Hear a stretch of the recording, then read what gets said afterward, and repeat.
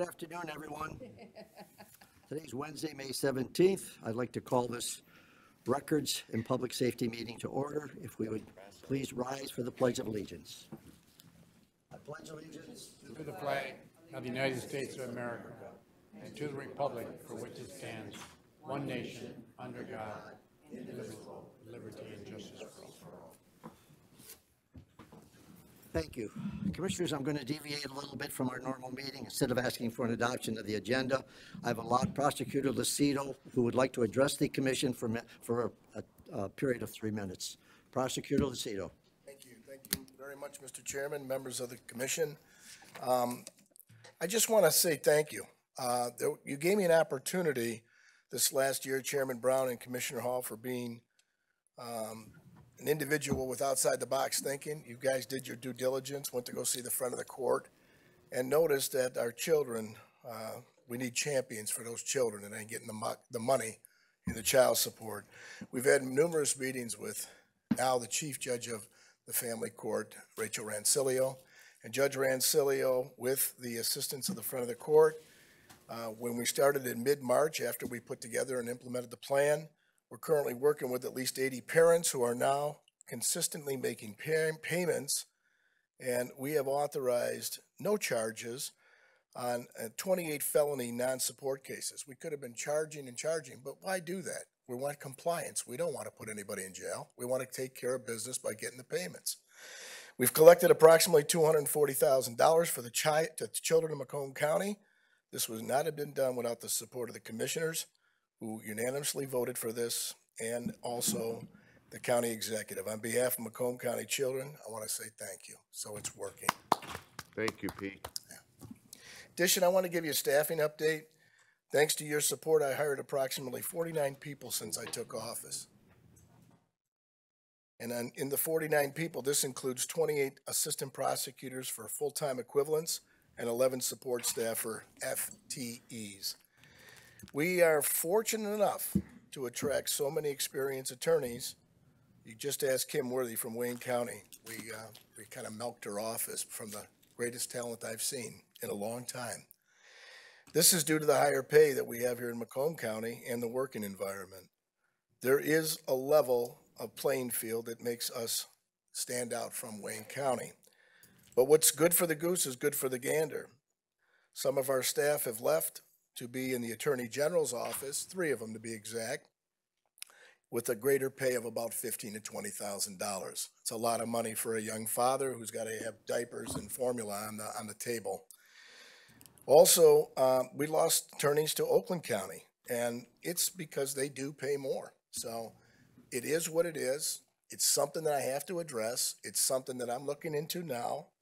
The newspaper reported, though, a turnover at about 16%. That was the Macomb Daily's rendition over the last 2 years. For 67, there were 67 assistant prosecutors at the time. The average 1-year annual turnover for the rate of the Michigan Chamber is about 25% in 2021. So I'm below the average, I guess. But that being said, I want to say this. I can only tell you that the DROP program, and I want to be very direct, greatest program I've ever seen. Really is. You work for your county, you do public service, or you do something different, and at the end, you can leave out of here in your 50s and start a brand new career and enjoy the benefits of a full pension, start collecting at 55 years old, and then you can actually come back here still and work part-time, like I have gotten 5 lawyers that actually graduated and retired, and I brought them back, because I knew that talent was indispensable, and to give new attorneys an opportunity to see how we do business in this county. So I'm really proud of it, and more importantly, we're rolling along real well. One last thing, I got to talk about frozen fish for a minute. You got about 30 seconds, Mr. I'm done. I got 4 Prosecutor, lines. go ahead. Finally, I don't know what's going on with the frozen fish in Warren.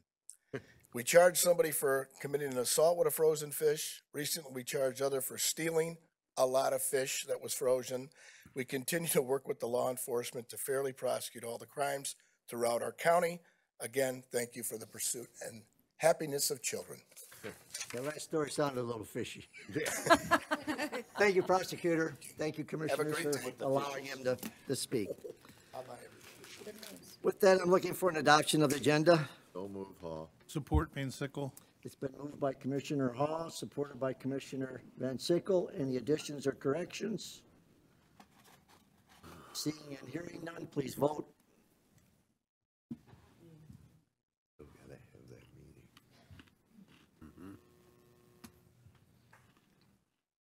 Motion passes 13-0. Thank you. Item 4 is public participation. The first opportunity for public participation is for those who wish to speak for a maximum of 3 minutes on any item which is on today's agenda. The second opportunity for public participation is for those who wish to speak on any issue. So anybody who wishes to speak right now on any item on the public participation, please feel free to approach the podium. Does anybody out there want to speak in public participation on any agenda items? Seeing and hearing none, I'm going to close that presentation. We're going to move that public participation. We're going to go to item 5, which is presentations. A, which is the Civil Service Commission 2022 Annual Report. Dave Daniels, Civil Service Commissioner. And after this, I need a motion to receive and file. Don't Hello? move, Hall. Support. I have a motion from Commissioner Hall, supported by Commissioner Nard. Mr. Daniels, you're up. Wallace. I said Wallace, I'm sorry. Good afternoon, Board. I'm here to answer any questions that the Board might have about the 22 Civil Service Commission budget. Also, the next line item that we have underneath that is I'm going to ask for a budget amendment to our for our psychological physical evaluations. We're short $33,650. We attribute that to the fact that we project that we have 40 more applicants that we anticipate needing to hire at the Sheriff's Office in various positions, whether it be deputy, dispatch, or corrections. The fact of the matter is that our psychological evaluations and our physical evaluations, the physicals itself have increased in cost, and that's why I'm here in front of you asking for a budget amendment on item 6A. Actually, two separate things, so. Okay. I see no speakers. Thank you, Mr. Daniels. I have a motion to receive and file. Please vote.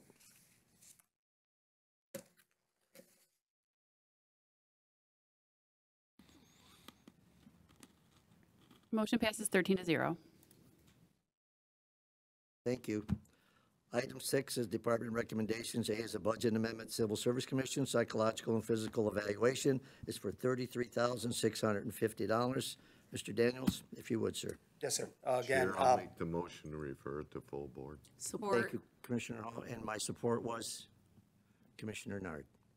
I'm sorry, go ahead, Mr. Daniels. I'm here to answer any questions. Again, the shortcoming we attribute to is we anticipate hiring 40 more positions from the Sheriff's Office, whether it be deputy, dispatch, or corrections. The psychological evaluations have increased by 50%, and our physical, the physicals that we are sending our people to have gone up again about 25%. That's why I'm here asking for additional money for those positions. Thank you. Commissioner Sabatini. Thank you, Chair. Just a quick question.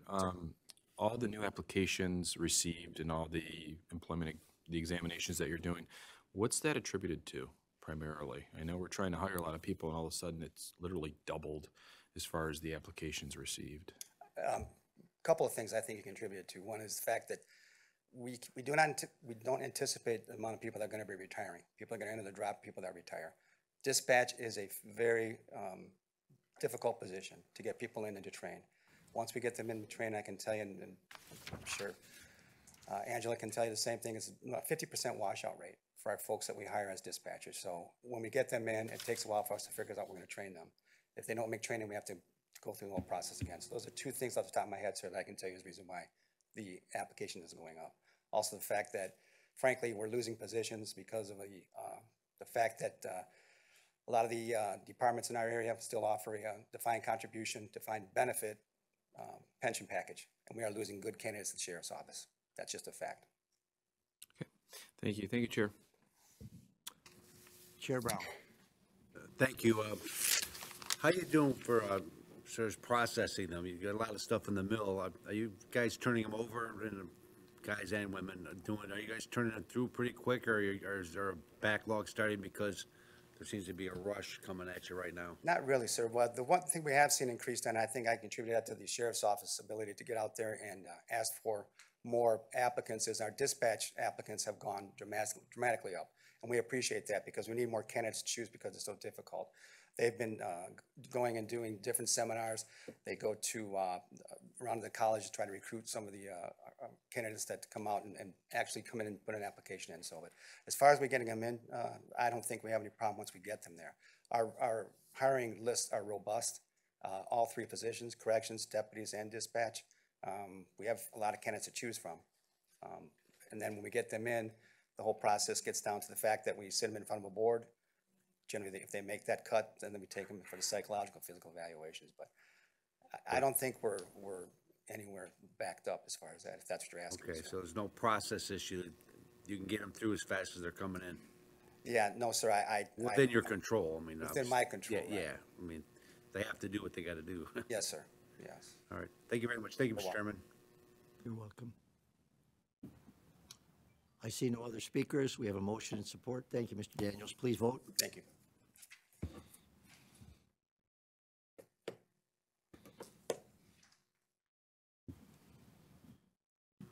Motion passes 13-0. Thank you. Item B and C, I'd like to take together. They're very similar. B is intergovernmental agreement, Township of Ray for regional emergency dispatch services, $165,869. And the other is a budget amendment with the sheriff's office. And on this one, I'm going to need a motion to amend because Ray Township Fire Department dispatch services was not for $67,400, but for $72,338. So if I may get a motion to amend that to start off with. So move. Support. I've got a motion by Commissioner Hahn, supported by Commissioner Van Sickle, and I have, hopefully, Angela's here to speak on this. Angie? Do we need a motion to move the full board, or was that the motion? That was the motion. That was a motion to amend. Let me hear, I want to hear what she, is that correct? Or That's correct. It is an amended, okay, then I need Yes. a motion now to move it to full board, please.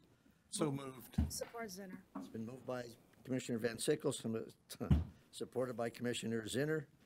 I'm sorry, go ahead, Angie. That's okay. Yep. Good afternoon, Commissioners. Angela Elsey, Dispatch Director for the Sheriff's Office.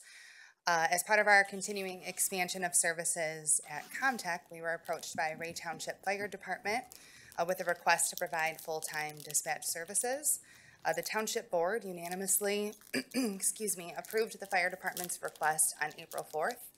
I was present at that meeting to answer any and all questions regarding operations or their related expenses.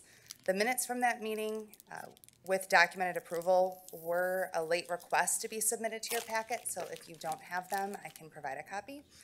The agreement would begin on August 1st of this year, ending December 31st of 2024, and the township service costs for dispatch personnel and IT-related support are prorated for the remainder of the calendar year. Take any questions? Oh, I'm sorry. The motion was to present both items, correct? Okay, so in addition to that, the budget amendment in front of you is a request to amend the E911 fund in the amount of $72,338. This will provide funding for the necessary purchases of equipment and related software maintenance to provide the emergency service dispatch for Ray Township, as well as fund the necessary support from IT and Technical Services Department, which is our radio shop. The proposed amendment will increase charges for services by $90,185, increase repairs and maintenance expenses by $16,388, and capital outlay by $55,900. There are no additional personnel being added under this proposal. The township will be charged for 1/3 the cost of a dispatcher, and the workload would be absorbed by our existing staff. So the net result of the amendment will increase the fund balance $17,800. Thank you, Angie. Chair Brown. It's a good deal for that community. It's a good deal for all communities, to be honest with you. I mean, that township's tight for money and they're squeezing by to make ends meet. And I'm glad that they've saw the wisdom in doing this, because it's going to save them money, save their taxpayers money, and get equally, if not maybe better service than what they can provide on their own. And I hope the rest of the communities on the north end are listening, because there's a way for them to save their taxpayers some money and get good quality services that they can't provide themselves. And so, thank you, and good luck. Thanks. Thank you, Mr. Chairman. Thank you. Commissioner Zinner. Thank you, Chair. When, with this happening more with the other communities, smaller communities, any communities, do you find that those police officers that were from the cities, the towns, do they now sometimes apply to become deputies for the county? I'm not familiar with any of the deputy applicants, and this is specific to the fire department, and Ray Township is patrolled by the sheriff's office or the state police, so they don't have their own. However, in terms of any of the smaller police departments, trying to apply for deputy positions, I'm not familiar. Thank you. Thank you, Chair. I see no other voters. We have a motion and an amendment. If you would please vote.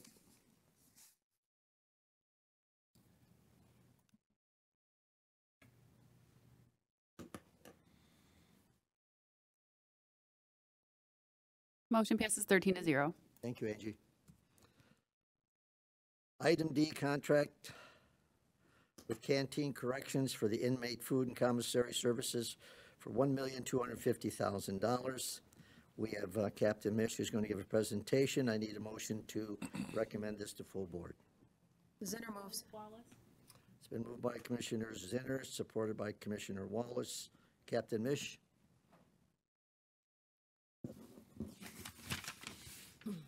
Good afternoon, Chair. Good afternoon, Board. I have before you today a contract for inmate food and commissary services. The current contract that we have is due to expire in September. We followed the county bid process and we put it out. We received one bid. It is our current service provider. They do an excellent job of providing service for us. The amount that it is an approximate amount. It is per meal, per day, per inmate. So that is based on last year's amount, which is relatively about the same amount. Commissioner Hall.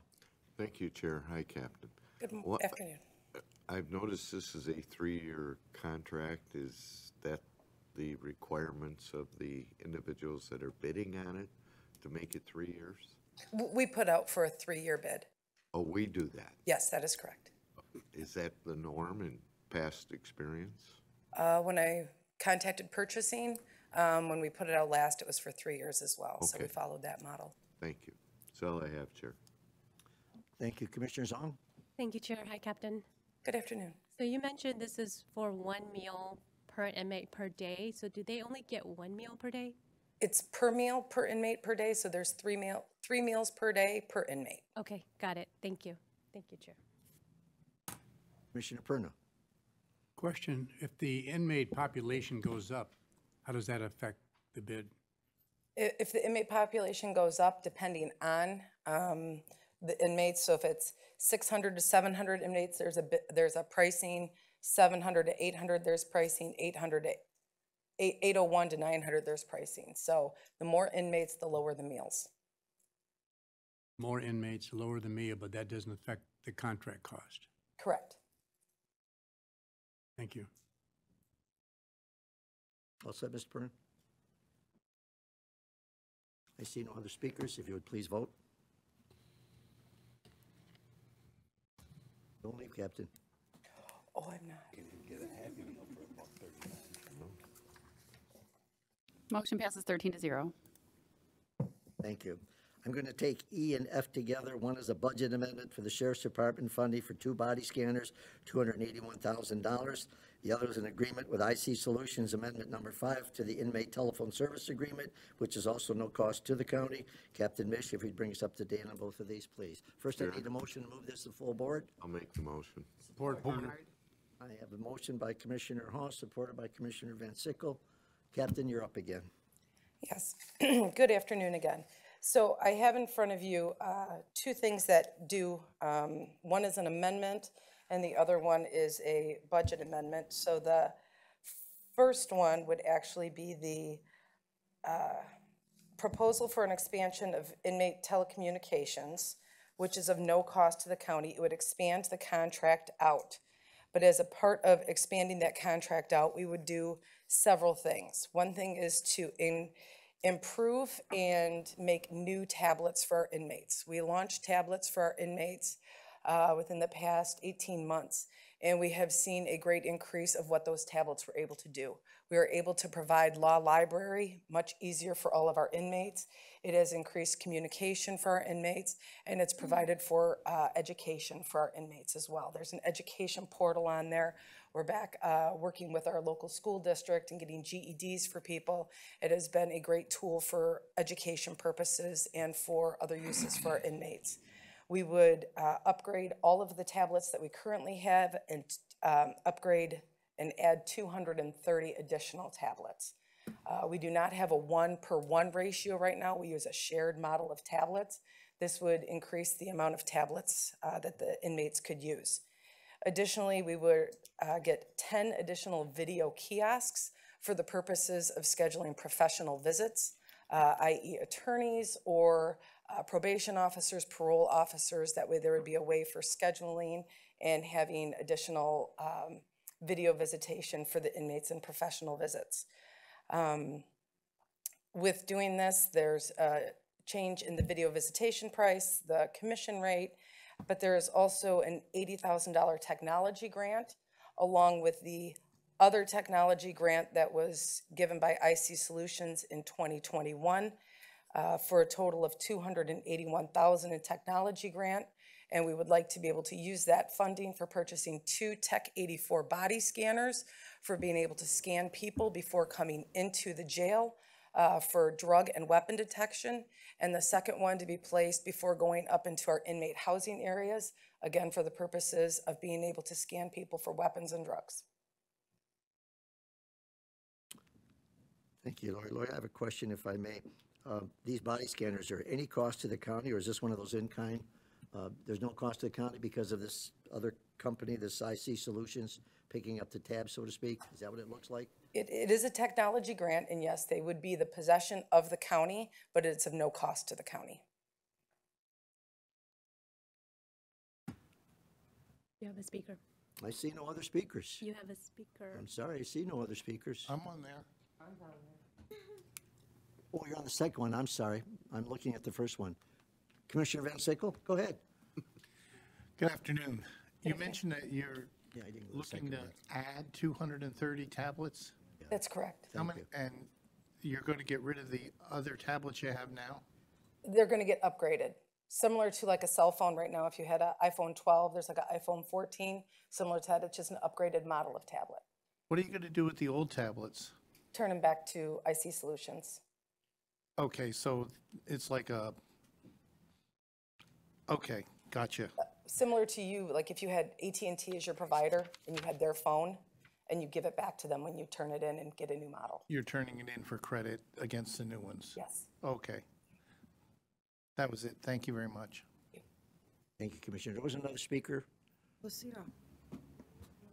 Oh, I thought I heard her voice. Okay, now I see no other Are speakers. we on 6C? So I have a motion and an amendment to a motion. If you would please vote.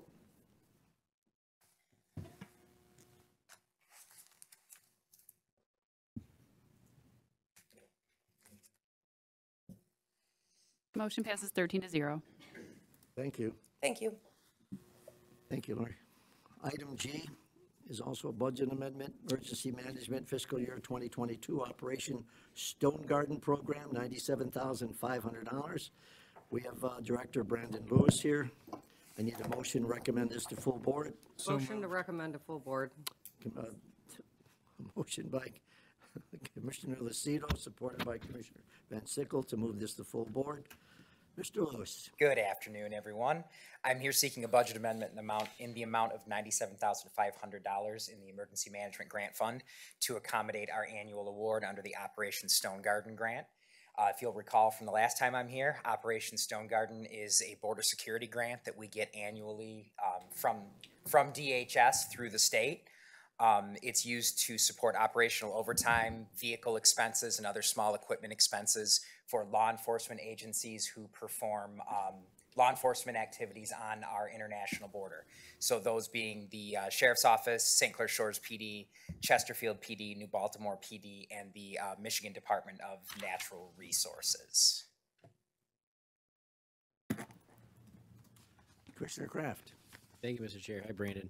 Has there been any discussion about an ending of this program? This program's been going on for a long time. There's no end in sight, right? There is no end in sight. Awesome. This is one of those federal programs where it's kind of become part of how everybody builds their border security strategy. Most of the departments that rely on this funding couldn't do what they do without this funding. I've heard nothing about there being appetite at the federal level to repeal the program. Good. Thank you. Thank you, Mr. Chair. Thank you, Commissioner. Seeing no other speakers, we have a motion and support. Please vote.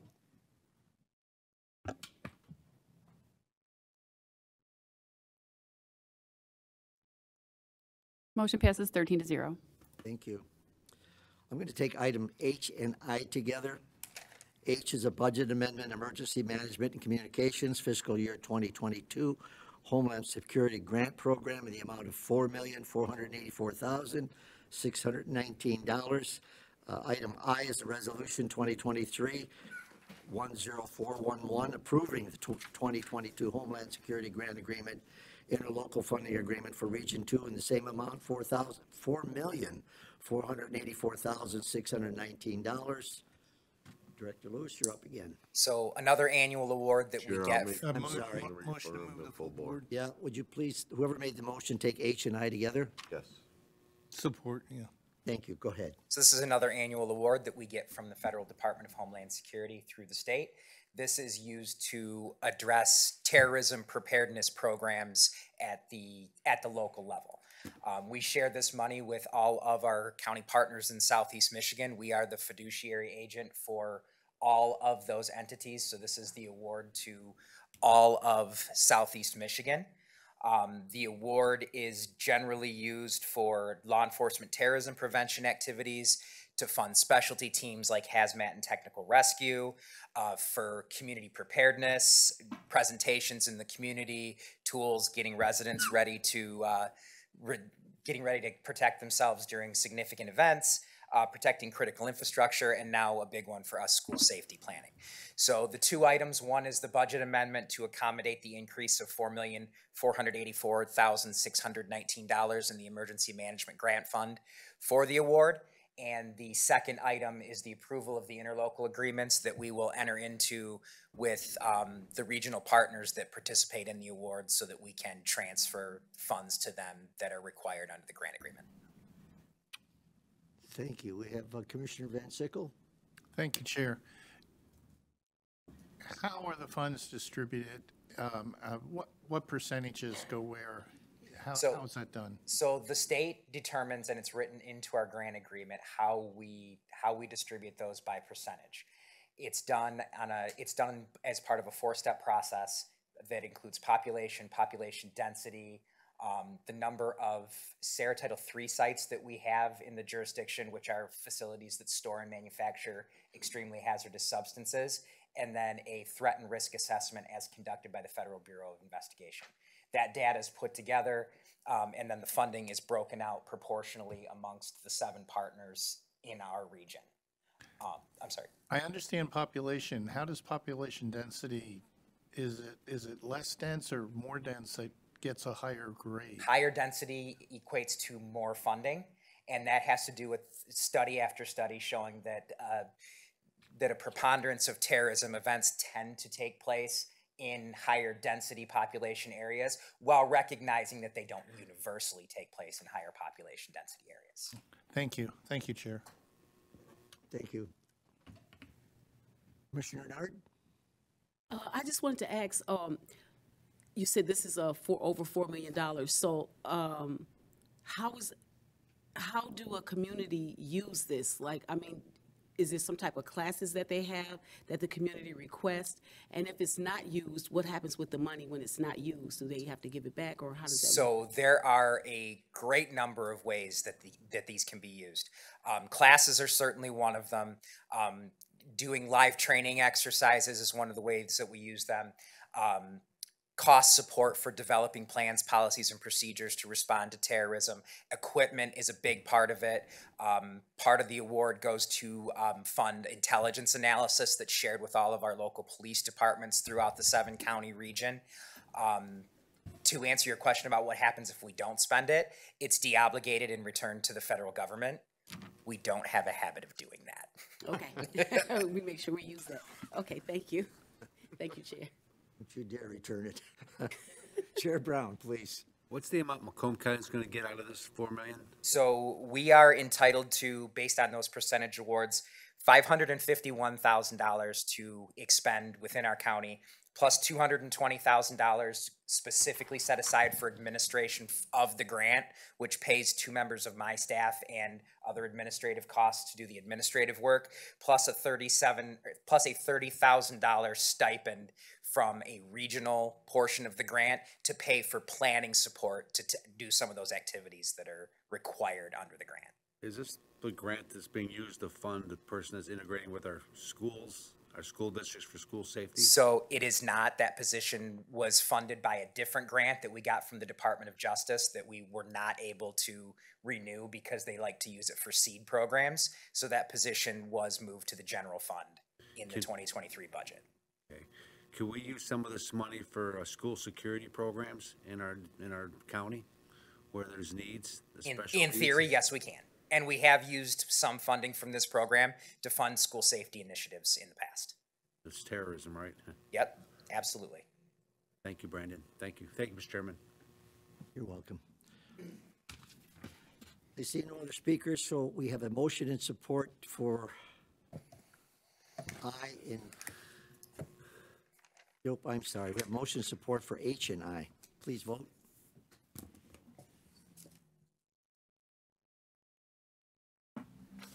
Motion passes 13-0. Thank you. I'd like to take J and K, which are almost identical together. One is a budget amendment, emergency management and communications, school risk and vulnerability assessments, $200,000. The second one is intergovernmental agreements. Macomb County School Districts provide risk and vulnerability assessments, $200,000 revenue. Director Lewis? Chair, I'll make a motion. I'm sorry, you making a motion too? Yes. I'll support. I got a motion by Commissioner Zong, and I got a support from Commissioner Hall to move this to full board. Go ahead, sir. Under Section 97C of Public Act 93 of 2020, school districts within the state of Michigan were eligible to apply for a grant from the state of up to $2,000 in order to conduct risk and vulnerability assessments within their schools and within their districts. Because that's a service that we've successfully offered for years now, multiple districts approached us about the possibility of conducting the assessments on their behalf and paying us the $2,000 fee in order to do that. So we worked with the intermediate school district and some of the local schools.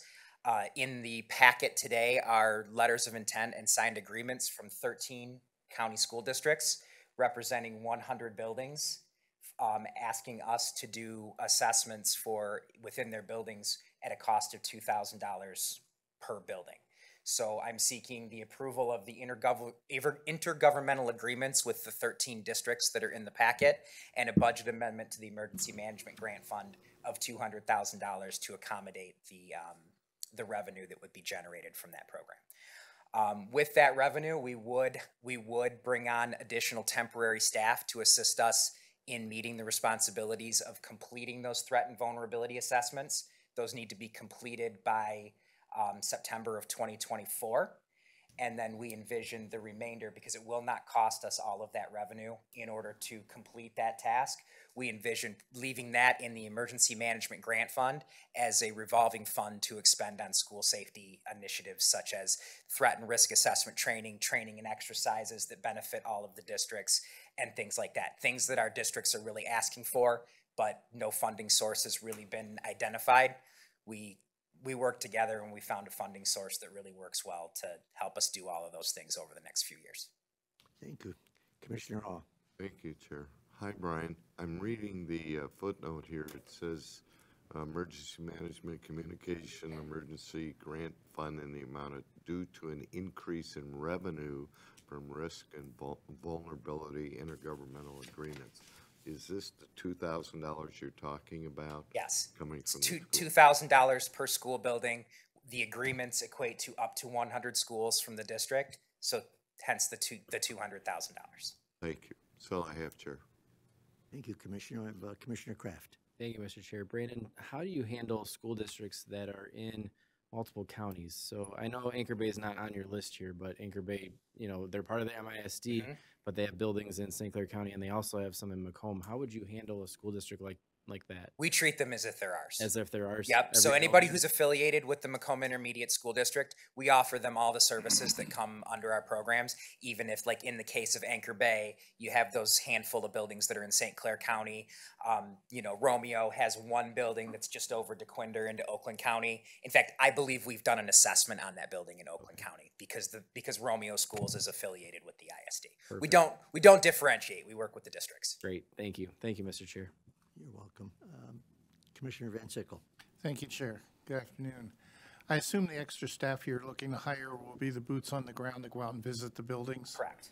Do they have any special requirements, educational requirements, or anything like that? So we'll be posting the position.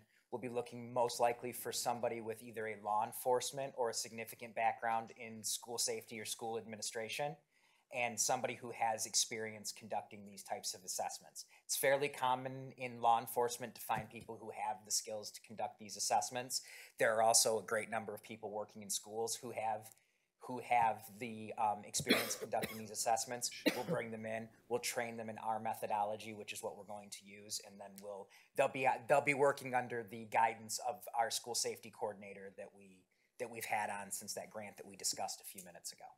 So can full-time law enforcement do this as a part-time thing, or if they're not working, then you hire them full-time? They could theoretically, as a second job, for example, they could theoretically, as long as it's clearly delineated from their responsibilities as a law enforcement officer. Okay, thank you. Thank you, Chair. Welcome. Commissioner Sabatini. Thank you, Chair. Two quick questions. First one is the budget that's in here. I noticed that it's a negative budget, and this might be a question for finance. I don't know if we can have a negative balance in that budget. So it's just kind of a question in general. I'm going to defer that one to finance. We'll follow up with them. So just want to make you aware. Okay. Second question is all the districts that did not participate in this, have we notified them that this opportunity is available and that they should be doing it? So we've been in communication with all of our school districts. There are some that did not get the award on the first go around. That accounts for some that did not do it. There were a couple who decided to utilize the money and hire a private contractor instead to do the assessment. Okay. They've done our assessment program in the past. Okay. They wanted to utilize the money to see how they compared. I am learning from that process that our assessment process is very, very favorable.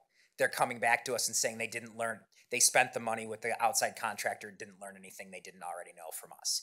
So I actually do anticipate that at some point I may be back with agreements with a handful more districts as there's another opportunity window open with the state coming up in the next month or so. Okay. If more of our districts get that award, I anticipate I might be back with a couple more of these agreements. Thank you. Thank you, Chair. You're welcome. Was that a mistake, Commissioner Van Sickle? Or? No, it's not. Okay, well, let me get Commissioner Zinner on first. Thank you, Chair. Mr. Lewis, did you have any, following up on that answer, did you have any schools that were not favorable? I mean, probably not. No. Yeah, No, they were not at very all. happy with that. I would Yeah, we imagine. have really great working relationships with all of our districts and the ISD.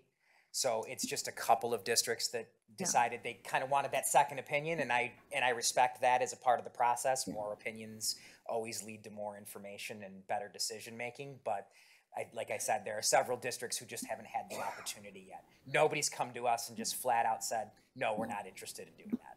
Oh, that's good. And they probably felt they learned a lot. Yes, absolutely. They, those assessments that we've done in the past and the ones that we're going to do now tend to not only provide them with information on things they can do to improve their school safety posture, but they tend to lead to long-term dialogue between us, between law enforcement agencies, the ISD, and the school district on how they can improve their school safety posture overall. It's really been nothing but beneficial because it's increased conversation between the parties, and we've gotten to know each other. We know what everybody's concerns are, and it's really, really been beneficial for us. Good, thank you very much. Thank you, Chair. Welcome. Commissioner Van Sickle? Thank you, Chair. Not directly related, but if you did an assessment of all the schools for all the districts that you touch, do you know how many schools that would be? About 270 in the public school realm, and then there's an additional 70 or 80 charters, parochial, private, otherwise. We're in the neighborhood of roughly 350 different schools that are affiliated with the county somehow. And so this assessment of these 100 schools is going to be the first, so we would say 100 out of 350 have been evaluated? Correct. Thank Well, you. actually, let me rephrase that. 100 will be evaluated in this round of funding. We have also done about 150 assessments of school buildings in the last 4 years or so under that DOJ grant that we had. Some for buildings that are not included in this, and some where we'll be doing a brand new assessment for them and identifying their most current concerns as opposed to their concerns from 3 or 4 years ago. Okay, so depending on the overlap, we're getting to a pretty high percentage that have been evaluated. Yes, I could safely say that we'll be over 50% with the overlap. That's a good thing. Thank you. Thank you, Chair. You're welcome. Seeing no other speakers, I had a motion and support for J and K. If you would please vote.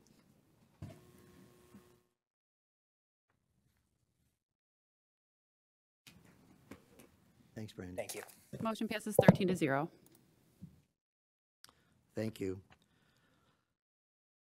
Item A is a sales quotation and development of scope, Tyler Technologies, Register of Deeds Tract Index, Tyler Integration Development Phase 2, $24,800. We have our county clerk, Clerk Forlini. Chair, I'll make the I need a motion motion to for the recommend full this to board. full. Support. We've got a motion from Commissioner Hall and support from Commissioner Kraft to move this to full board. Thank you, Mr. Chairman. Thank you, Commissioners. I just want to come up and say a few words because there's really this program here that was spurred on by conversations we had because Register of Deeds has always been in the county. If you're a real estate agent or surveyor or local assessor, has always been grantor grantee. So if you're looking up a property, you have to know who the owner is. And to me, that just seemed nuts. And so we were looking at it, and years ago, they had a program where they spent probably $250,000 a year to start indexing properties so they can be looked up by parcel ID, address, subdivision and lot, condo and unit, sectional. All these are ways of looking it up. Spending about $250,000 a year for a couple of years, and then the program ended with budget cuts.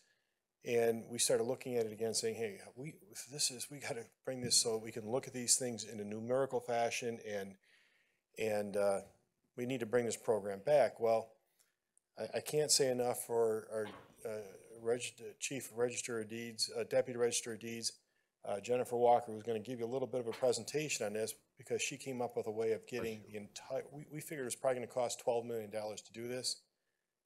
She came forward with a program, understanding it deeply, where it's going to end up being somewhere in the neighborhood of $600,000. And it's going to totally change how we look up things in the county and really put us in a great standing because we looked at this wondering, are we going to ever get this done? Will this ever get done?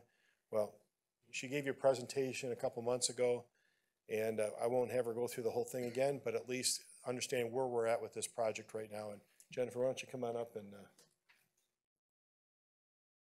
Hello, she's back.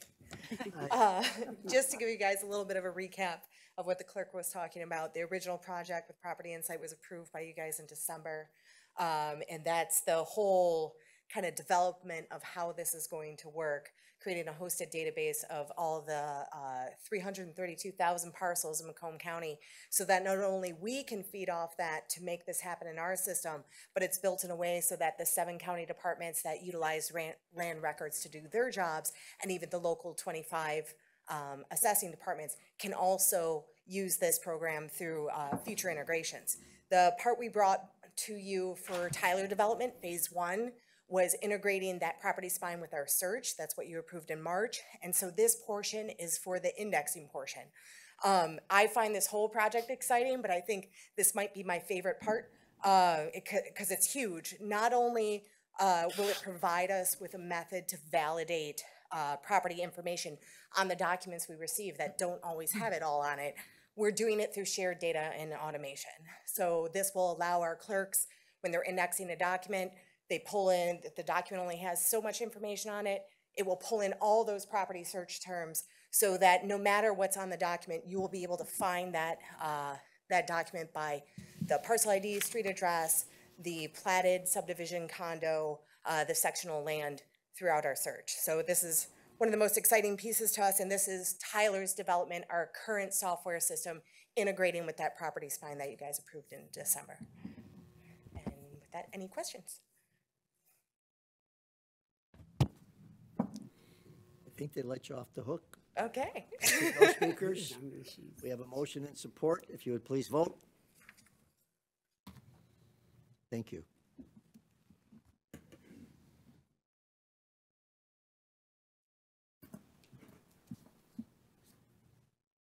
Commissioner Kraft, did your vote come through? Yes, thank you. Mr. Kraft, you want to vote? Motion passes 13-0. Thank you. Commissioners, I would like to take M through V and have Clerk Forlini speak to any of these as we go down the line if anybody has any question. But first, I need a motion to recommend M through V to full board. by Nard. Support, Paul. I've got a motion by Commissioner Nard, supported by Commissioner Perna.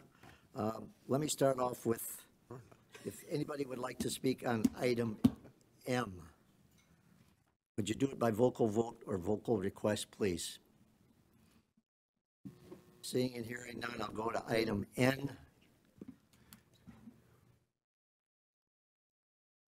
O. Chair, I think Tony's prepared to speak on all of these. We don't need P. to. U. Changing it up. You said less is more earlier, didn't you? R. S. T. U. V. Would you give us an overcap on all of this, Clerk, for me? I thought you did a pretty good job. Okay. Does anybody have any questions on any of these? Clerk Forlini would be happy to answer the questions if anybody has any on any of these. And let me, I do want to say just a couple things. Thank you for all that, Mr. Chairman. We have finished the remonumentation. Catherine DeDecker, who is here, led the surveyors and whatnot and have finished up the entire county. So now we're in a maintenance phase. And you might have noticed that the numbers, there's a $77,000 decrease over what we've been getting in the past. And that's because now we're just maintaining it, partly because, you know, things happen in the county, roads get put in, we need to put a new monument in the road, or whatever the case might be, whatever comes about. But we're one of the first counties to get done. There's a few that were ahead of us. But, you know, our land mass, being on the lake and in the rivers and everything, make us a little bit unique. And we're the 3rd largest county. But we've gotten it done. Great work by all the surveyors in our county that have done a tremendous job. And, you know, I just wanted to make sure you understand we're now in a maintenance phase, which is a good thing. Thank you. We have a couple questions from commissioners. Don't leave. Commissioner Perna? Question, you said that there's only a couple of counties that have started this program. A few. What's been their response and acceptance by the residents? Well, it's a great acceptance from, I mean, the average resident doesn't understand this, but if you've got you're trying to figure out your property line at your house, this establishes where these lines are. So it gives surveyors a very specific point to reference. If you're putting roads in place, it tells you exactly where this road needs to be. And so there's no dispute. So this remonumentation really went across the county and established where the property lines are through a grid system throughout the entire county. What's the time frame this would take to get together? We're done. You're done. We're done. It's now maintenance. So there's things that happen through the county. Like I said, roads might be put in place. Different things might happen that require us to go back and reestablish that point. So this will be going on, I think forever, Catherine. Yeah, this will be going on forever. And it's a good program. It's really, if you understand the history of this remonumentation, it's amazing how they established the property lines originally in the state. So were there any fees that the residents had to pay before that they will not have to pay now? This is 100% funded by the state, which is us, right? The residents. All right, thank you. Thank you, Commissioner. Commissioner Hall. Thank you, Chair. Tony, with a quick math here, looking at these 5 different initiatives, you're just roughly over $100,000. So I want to congratulate you and your staff not only on the work, but getting the best bang for the buck. This is something innovative and creative out of Macomb County, out of your office.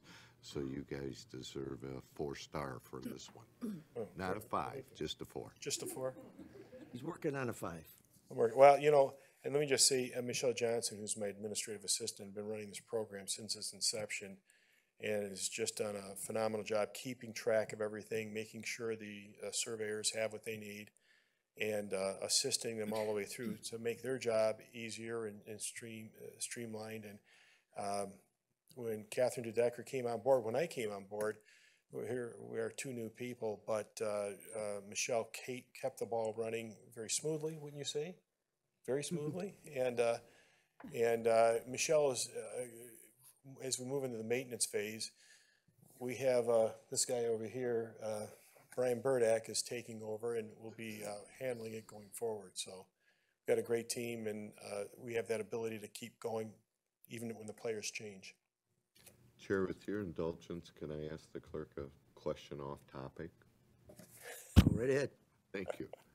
Oh, boy. You heard the prosecutor come up talking about how they've used the friend of the court and gone out and collected somewhere in excess of $280,000 that was due to spouses, parents on child support. We initiated that program, I believe, a year ago or 2 years ago, to go out and collect those that owed campaign fees, past campaign fees. Is that having any success with you guys at all? Yes, I'm going to send letters out to each of you after this meeting. No, Not actually, me, bud. Actually, you know, we implemented a new, and some of you have actually taken advantage of this new campaign finance software program that really streamlines the process and makes sure you stay in line and understand when the filing dates are, and it's worked tremendously. That being said, I also went forward with our office and I says, all right, listen, we're sending letters. Let's stop the letter business. Let's get into calling, because we streamline other processes. So we're actually calling people saying, hey, you owe on this. All you need to do is file your report and we'll get this fixed. And we've been helping people. And I forget what the number is because you're catching me off guard, but I think we eliminated about 2/3 of those that owed and just owed reports or owed monies and closed out accounts. And so we've really made huge progress.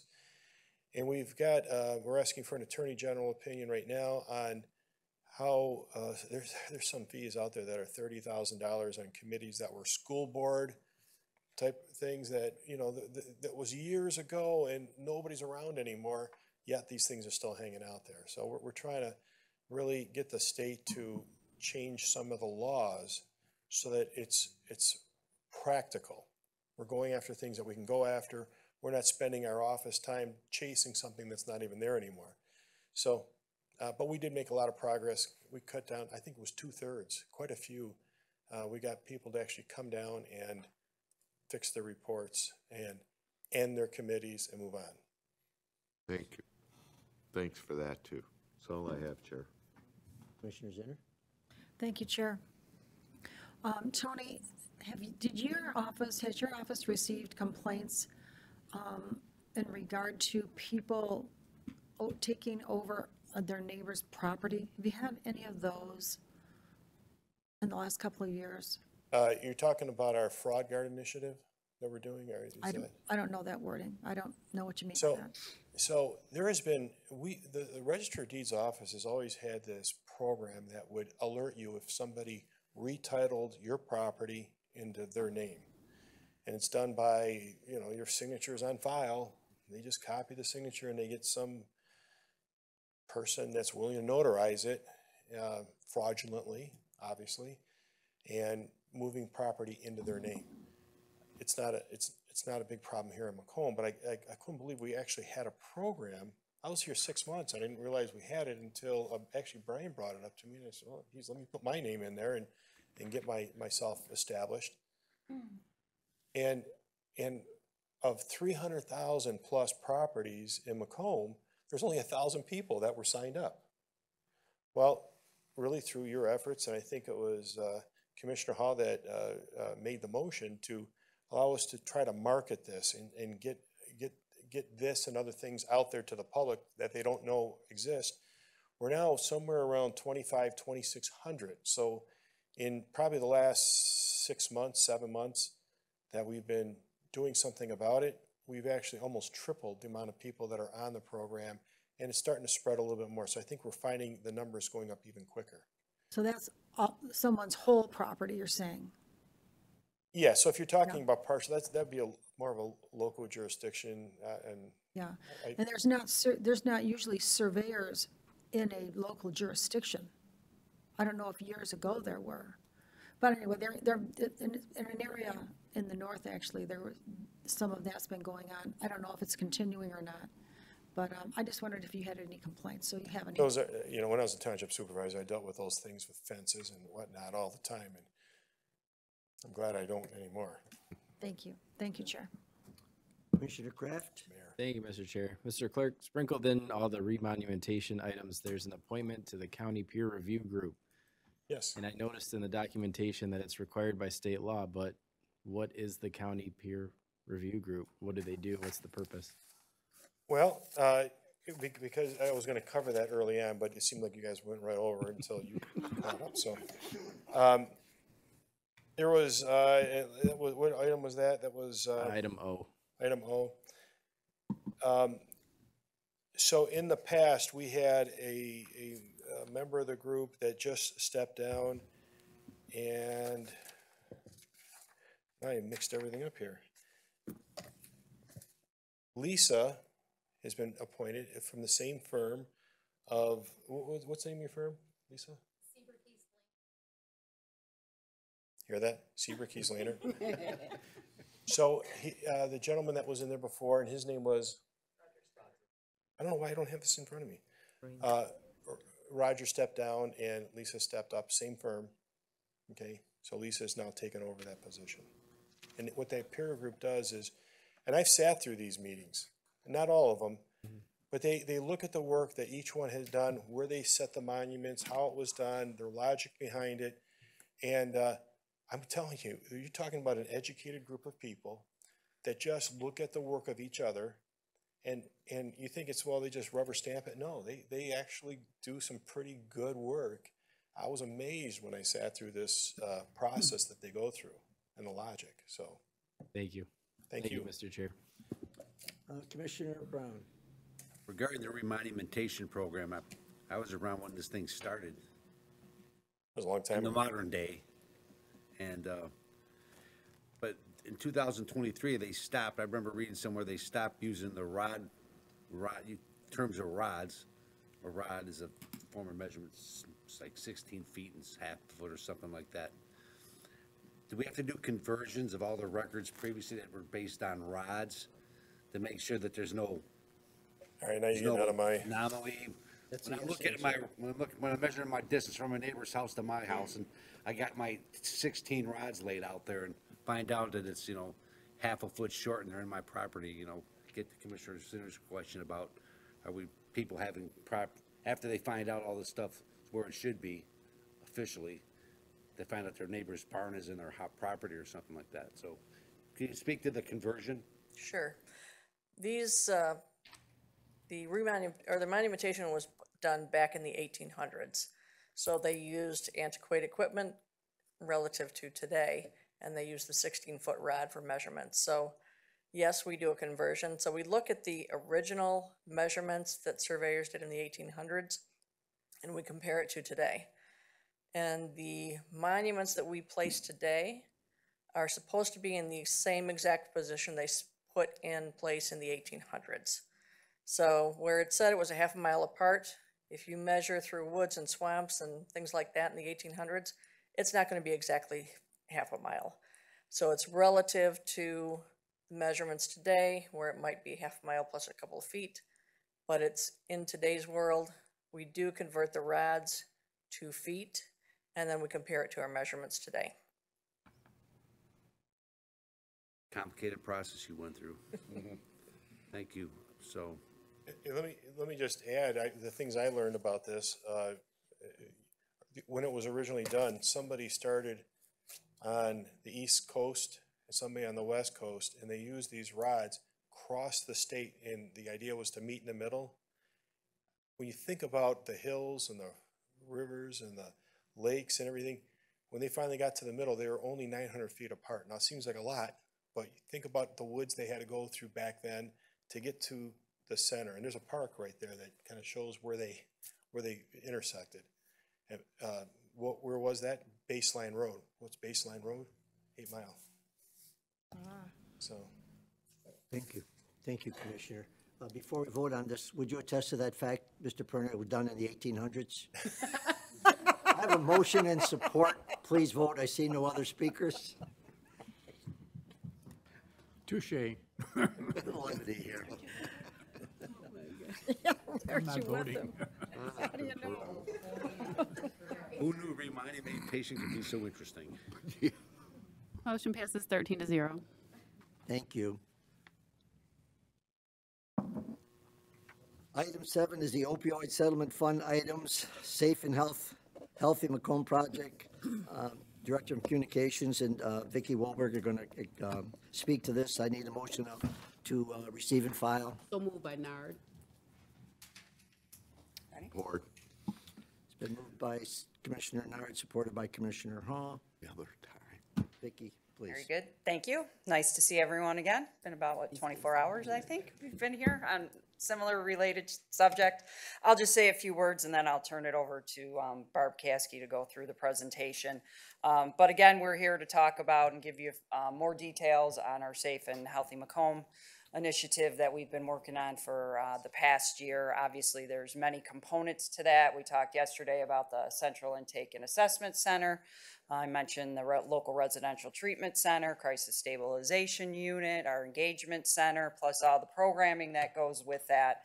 And then, of course, too, we have a wraparound service piece, which involves other county departments and entities, private and nonprofit in the county, to make sure that we're covering people's other basic needs, whether they're in the criminal justice system or they need mental health or substance abuse issues, that we're also taking care of them, and the people at home and within their world, that they are stable as well.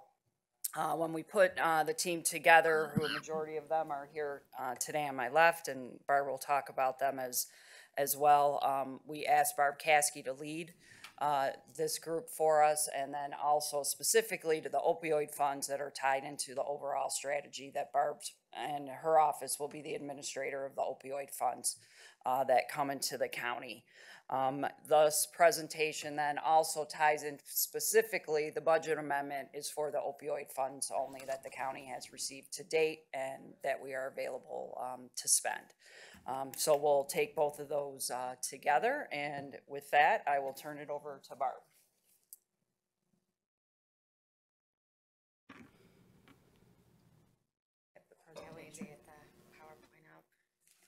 Or I could just hold each one of these. Yes, we have that. Go ahead. Oh, there it is. Okay. Good afternoon, Commissioners. Again, Barb Caskey, Director of Community Corrections, and I am here today to present the Safe and Healthy Macomb project. This is Macomb's plan for how opioid funding will be received, managed, and utilized. This is a project that we've been working on since January of 2022. As you can see, Michigan will receive approximately $800 million in settlement funding through MDHHS. Macomb County initially has received $2.481 million in years 1 and 2 payments so far. These funds provide additional flexible, sustainable resources to successfully implement opioid strategies. We will receive annual payments until 2041 through this funding. These are restricted only to address the impact of the opioid epidemic. Attached to the settlement is a list of allowable expenses that provides some guidance on how funds can be used. We are focused on forming long-term partnerships with local governments to ensure successful implementation of funding. We're focusing on collaboration with existing county entities and look forward to partnerships with local jurisdictions. We are currently planning a large multi-jurisdictional meeting to discuss these funds. When will that meeting be held? We don't have a date yet, but I believe it's in the next... Mr. Chairman, sorry. All right, go ahead. You're looking for a date? Within the next couple of months. There's not one set yet. These funds were distributed based on the number of opioids that were shipped to each state, the number of overdoses that occurred in those areas, and the number of individuals with substance use disorders. As you can see on this particular slide, we have over 20 years of Macomb-specific data as it's related to overdoses. We peaked in 2018 at 394, fell for 2 years after that, and are starting to climb up again. We fully expect that the numbers for 2022 will be above what they were for 2021. In addition to this, the state of Michigan had nearly 31,000 non-fatal overdoses that resulted in ER visits in 2021.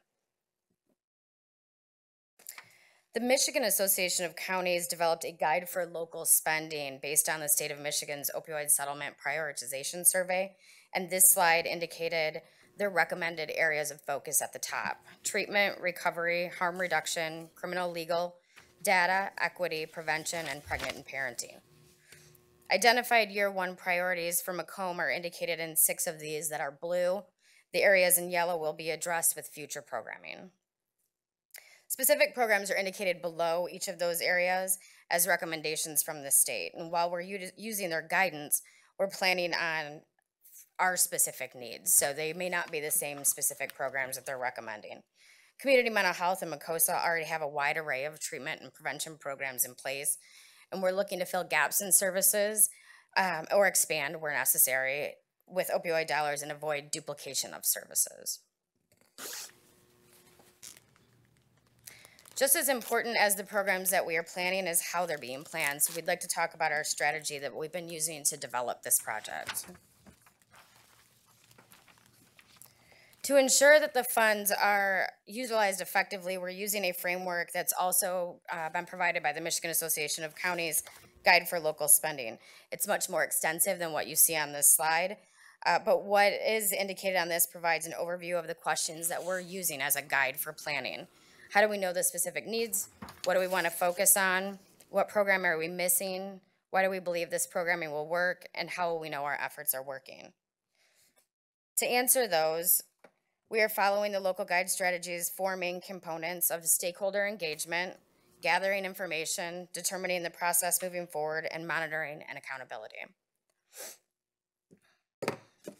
For stakeholder engagement, we have developed the planning committee with members including Dave Pankatai, Helen Klinger, Captain Lori Mish, Andrew Cox, Vicki Wilbur, Andrew McKinnon, and myself.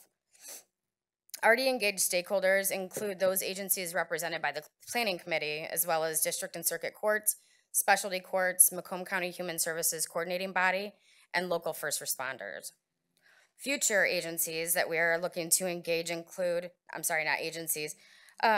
future engagement of stakeholders to include the recovery community, service providers, families affected, prevention services, et cetera, to identify additional gaps in needed services and to prioritize development of effective evidence-based and equitable strategies.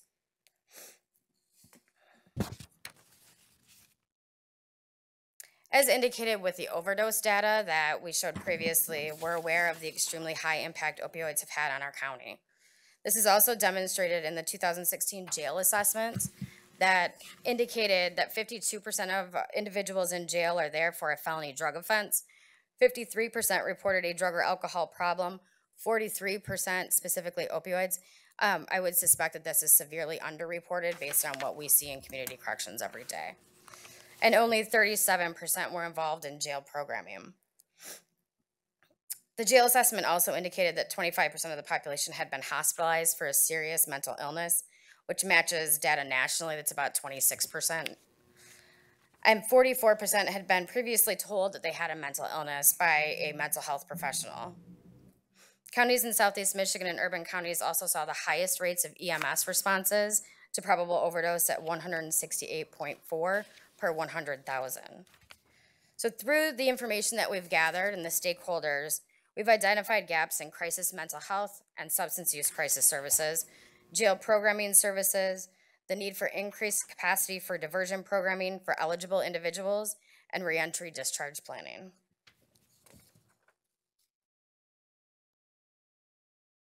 After meeting with the Michigan Association of Counties technical assistant, Macomb appears to be far ahead of many other areas, so we're really excited about that in terms of the planning that we've put into it and who we've brought to the table so far.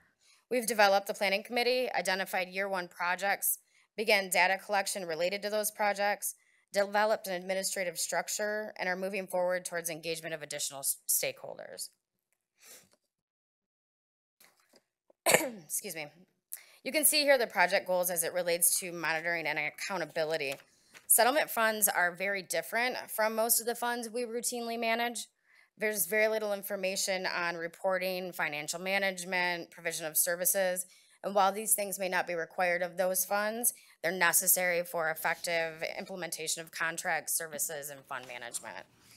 This is the same for minimum standards of programming. Most grants that we have require that staff providing services have certain certification, licensing, et cetera. These things are not indicated as attached to these funds, but we will treat these funds just as we do our grant funds when it comes to things like that.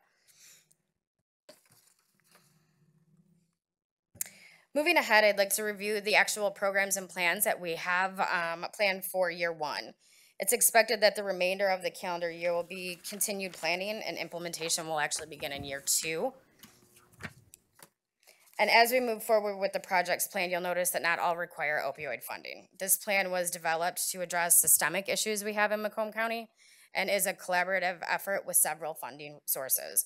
Each program identifies the main source of funding that will be used on each slide. You'll also notice that with each project slide, and I'll move on so you can see that, it indicates what state priorities we are addressing with that program to the right of the slide in the blue boxes. First, and Vicki indicated that that was spoken about yesterday, is the local residential treatment center. This would include crisis stabilization to treat inpatient mental health and or substance use disorder needs and would be funded through community mental health. Individuals who are adults and children, both male and female, could receive these services, and this could include diversions from jail, local law enforcement, or walk-ins. We are looking to have up to 100 bed capacity that would include community living supports, skill building, supported employment, case management, peer services, and opioid medication assisted treatments. This would be led by community mental health. The local treatment center, it's a lot of talking already, will help to alleviate ER admissions for mental health and substance use needs and individuals waiting in ERs to be admitted to inpatient psychiatric units for several days at a time, and provide an alternative to those who would be more appropriately placed in treatment than incarcerated. This will provide crisis stabilization services and residential programming for up to 90 days in collaboration with Community Corrections Residential Service Funds. When the jail assessment was completed in 2016, 77% of the beds were occupied by individuals who had not been sentenced. They were awaiting outcome of their court case.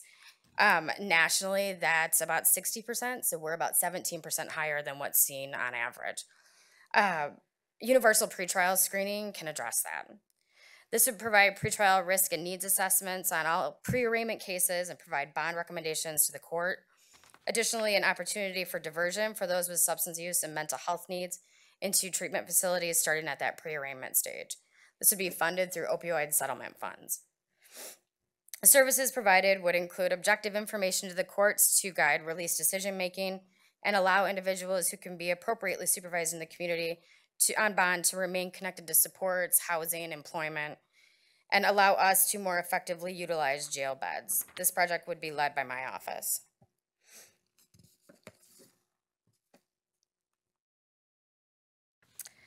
Diversion program. Excuse me, Barb. Yes. Just, I say this respectfully. This is a great printout. I think we're all capable of reading it, and I understand you're reading it to us. Sure. But we can read it as individuals. Okay. Could you give us just a more of a general overview of what's going on instead of reading it line by line? Absolutely. I would love to do that. For you also, and save some time for us. Give us an opportunity to read this at our leisure, and then we may have to contact you for further information, if you don't mind. No, not at all. If the Not at commissioners all. don't mind, fine. If you would, please. Yes. No. The non-eligible gap funding, we have programming that covers a lot of individuals who are felony cases, covered by active Medicaid or other grant funding, but there are still individuals that sort of fall through the gaps on all that funding. This particular service would allow us to be able to address programming for those individuals, whether it be residential treatment, supportive housing needs, medication assistance when they leave the jail, to make sure that we are providing services across the board and not just to those who fall into certain categories.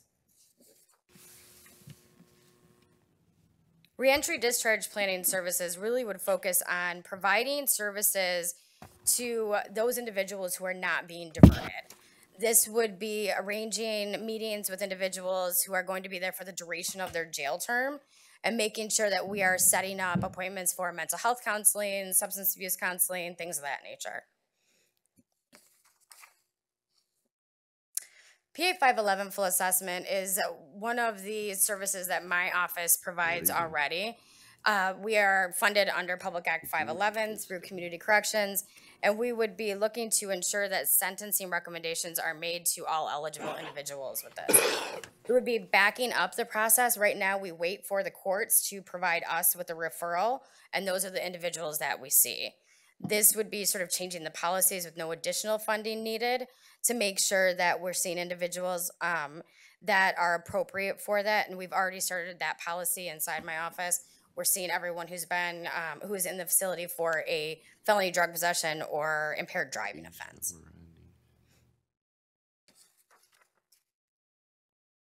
Central Intake and Assessment Center programming. I know you all received a lot of information about the actual facility itself yesterday. This would be the programming in the medical, mental health, detox wings there are plans to build. This would allow us to actually provide services in those areas. Currently, there is no physical capacity to be able to do that in the building that we have now. So with our sort of highest risk population, we have the lowest amount of programming based on the needs of the building that we have now and those limitations.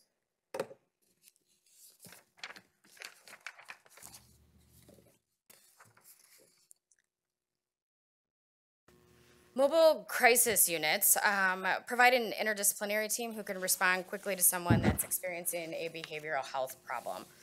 The goal is to provide the least restrictive and most effective response to those individuals, and we would be looking to expand the existing program within community mental health throughout the community and available 24/7. This would be for anyone who's contacting 911 or the crisis line, and would provide an alternative to inpatient psychiatric hospitalizations and assist law enforcement in making those decisions on where an individual needs to go based on the circumstances of that particular call. Crisis intervention training would be for local law enforcement and other first responders to improve their awareness of responding to someone who's experiencing a behavioral health issue. This would be implemented 4 to 5 times per year. And what we would like to do is to plan to implement the other programming that we've spoken about today and utilize this training as a way to educate and inform law enforcement on how to, all first responders, on how to effectively utilize that programming that we're implementing.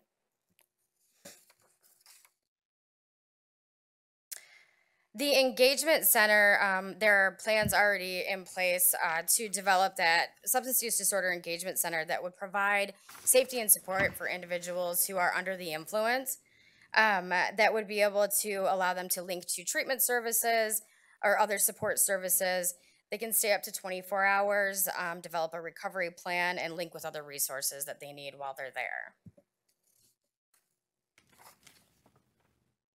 Jail-based behavioral health programming. We spoke about the programming that we are planning to implement in the newer areas of the jail if those are constructed. What we still need to do is address the other housing areas, particularly the tower that you're most familiar with, and the restrictions that those particular housing units have for providing programming.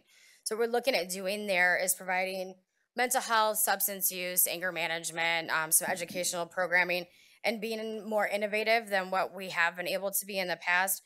Captain Mish spoke before about the tablets, so we'd likely be utilizing the tablets to implement a lot of the programming that we have, and that's needed in those areas of the jail. Medication-assisted treatment. We would like to increase the availability of medication-assisted treatment to the jail population. Right now, we have two different programs. One funded through Community Mental Health SOAR funding, and the other through WellPath, the medical provider at the jail, that allow access to medication-assisted treatment.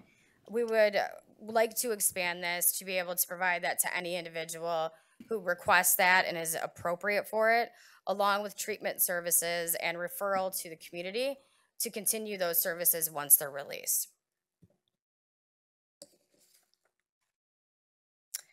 Technology solution. One of the areas, the one focus in the overall project is to better collaborate with other county entities and local service providers, and to bring awareness of available services and develop a more efficient referral system.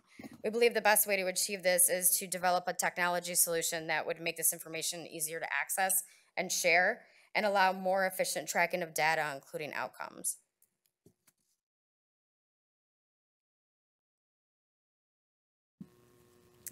Ongoing administrative costs. As with any project, there are ongoing administrative costs in order to continue program planning, implementation, management of program funds, develop requests for proposals and contracts, and oversight of those contracts.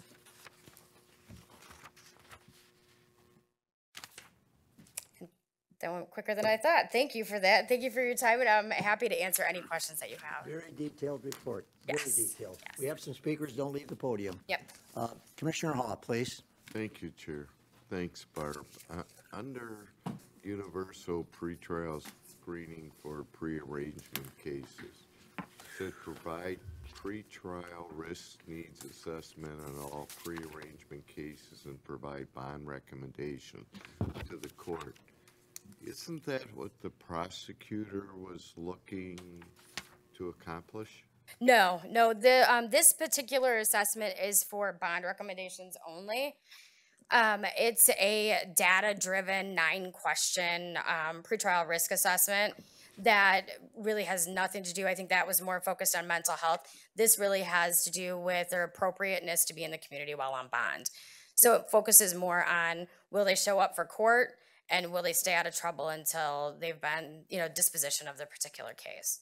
Okay. So it's unrelated to mental health for the most part. That's not the same assessment? No. Okay. Secondly, I was trying to follow these pages. Allows individuals who can be appropriately supervised in the community on bond to remain connected to supports, housing and employment. What supports? Things like their mental health treatment providers, their medication-assisted treatment providers, things that if we remove them and have them remain in the jail, that they'll have to, once they get back out again, that connection will be lost, and we would have to set that up again for them. So that's what supports is? Just and more in general, like social supports. Thank you. That's all I have, Chair. Thank you, Commissioner. Commissioner Wallace. Thank you, Chair. I have a question. I think it goes towards today's topic and yesterday's, and you may not have the answer for this.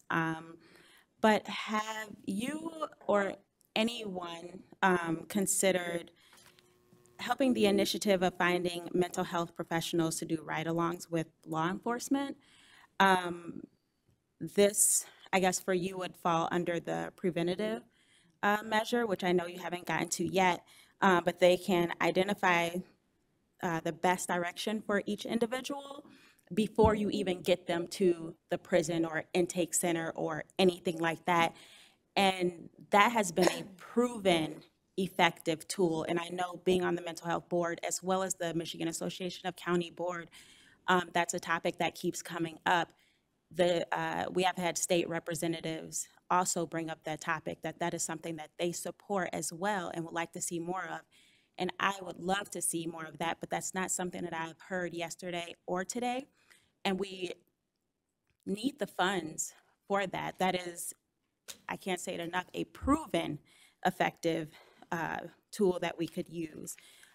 So that's one thing. I guess I'll give you time to answer that before I get to my next.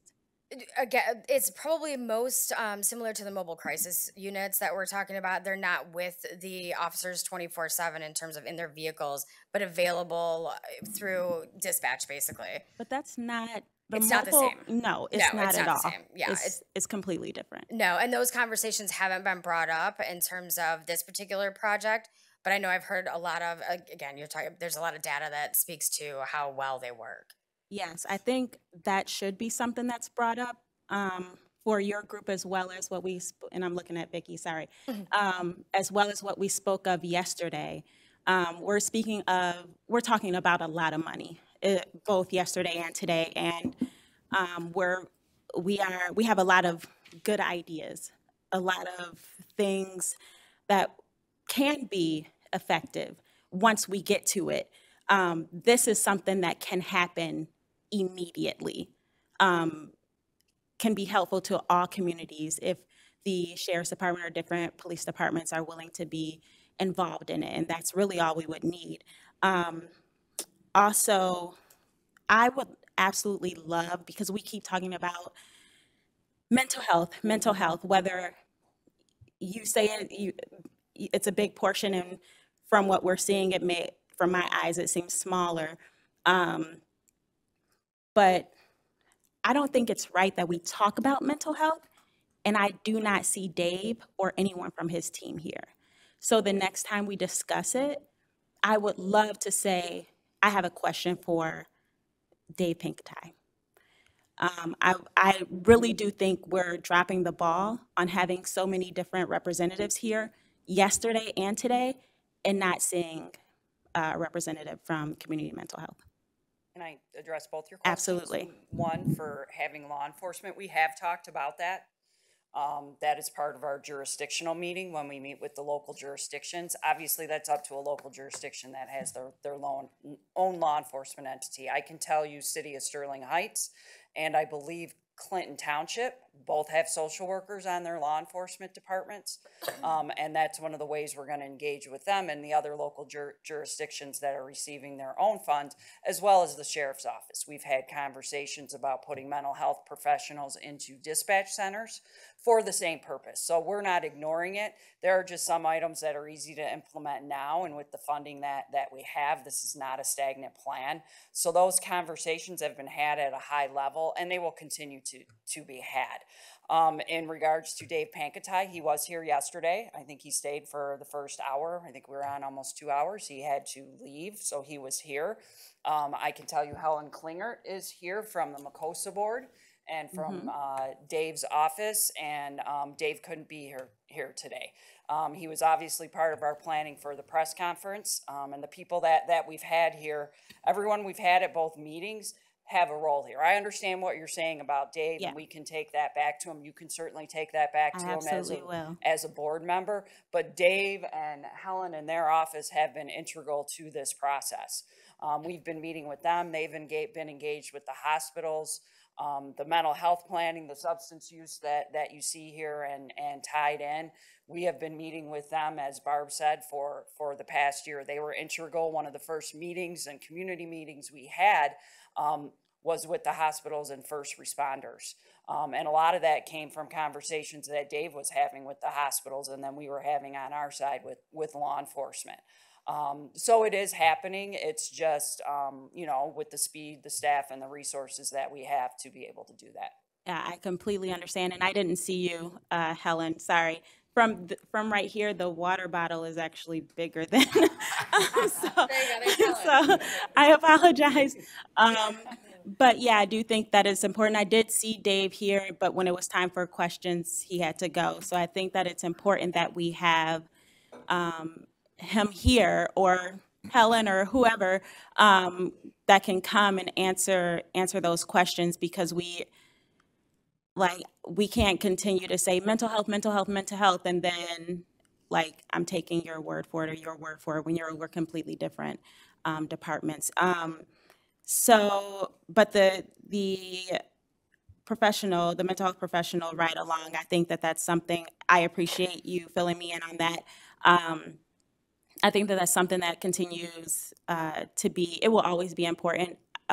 It needs to continue to be brought up in the meetings, because we're not in every meeting. We get the rundown that from meetings that you guys have behind your closed doors and within your departments. But I know one issue is, you know, departments are saying that they don't have the money, they don't have the funds. And then we have these funds that are going towards, you know, wherever you bring towards us your ideas, but that's just not a part of it. So maybe if they had some funds, then they could move forward with that. But I do think that that is, it's life-saving, and it has proven to be a great, great tool. So I would hope that you would bring that forward one more time in your groups. And I will, of course, give Dave all of my opinions. So thank you so much. Thanks for answering that for me, Vicki. You might as well stay up there, Vicki. You don't want to stay up there, Vicki? I am. I'm just walking around. Just walking around. Chair Brown. Thank you. Thank you for coming. A lot of work obviously went into this presentation. I mean, how long? Over a year? Maybe We've been working on it, on the project itself, since about January of last year.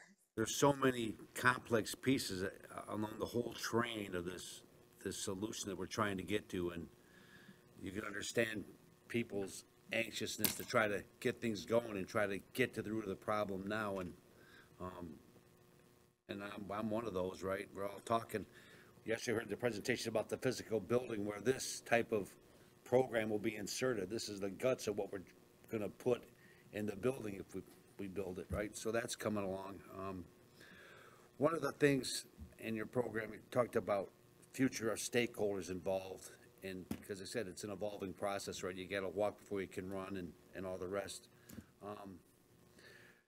What's your criteria for stakeholders, future stakeholders? I mean, I know the fans out there, but they need certain accreditation to get certified for certain things that they need to be done, and there's probably other groups as well out there in the addiction area and other spaces. Can you speak to that a little bit about what type of groups you're looking for to try to expand the circle? Everybody, everybody. That's my honest answer. There's hardly a person who hasn't been touched by the opioid epidemic over the last 15 years. We are looking at trying to identify those individuals and have a series of meetings with groups. So whether it's the grandparents that are raising their kids now because they lost their children to an overdose, or you know, different school groups, things like that. We're really working on, with the help of a consultant right now, identifying all of those groups and how to best communicate with them. So we're kind of looking at a strategy to go into meetings with them. But it is going to be a lot of people that we are talking with. We only know what we know. You know, we know the jail and the services there, but we want to talk to people and see what else we're missing. So identifying as many of those groups as possible. Yeah, and how to speak to them in an early way to make it, you know, workable. Yeah. Can't be like the old Board of Commissioners where we had 26 people trying to debate an issue, right? It was, you know, it's the smaller the group, sometimes the better it is.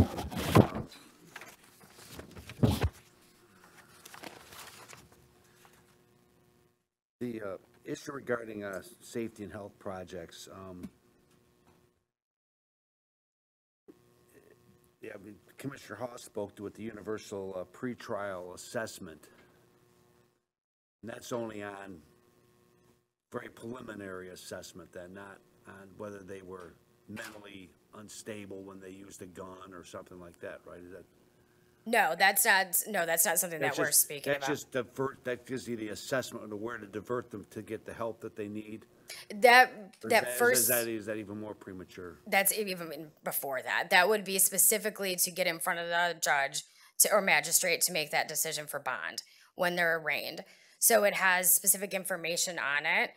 There's about one line of mental health, self-reported mental health history, but it is not pointed towards the full mental health evaluation at all. With the local residential treatment centers that you hope to create or build or add on to, is that going to take into account the money for this program deal with cross-addicted individuals? Because there are many people involved are cross-addicted and other things. So there might be a way for us to use this money for those that are crossing, not strictly addicted to opioids per se, right? Correct. The funding allows us to be able to fund a program that is for opioids or co-occurring disorders. When we spoke to the Michigan Association of Counties technical advisor on this, they essentially said that if you're planning programming that is intended for individuals or to provide opioid-related programming, and you have someone that's using cocaine, for example, it's okay to allow those into the programming. It's just that it has to be intended for what's happened as a result of opioids. I'm glad you're using the Michigan Association of Counties tool that we pay membership dues to that, and Commissioner Wallace is on the board of directors, and Commissioner Kleinfeld, now State Senator Kleinfeld, was involved, and it's good to see that we're using research that we've been paying for a long time. You spoke about the towers as being, I think you said, an impediment to what you're going to try to do with the new design.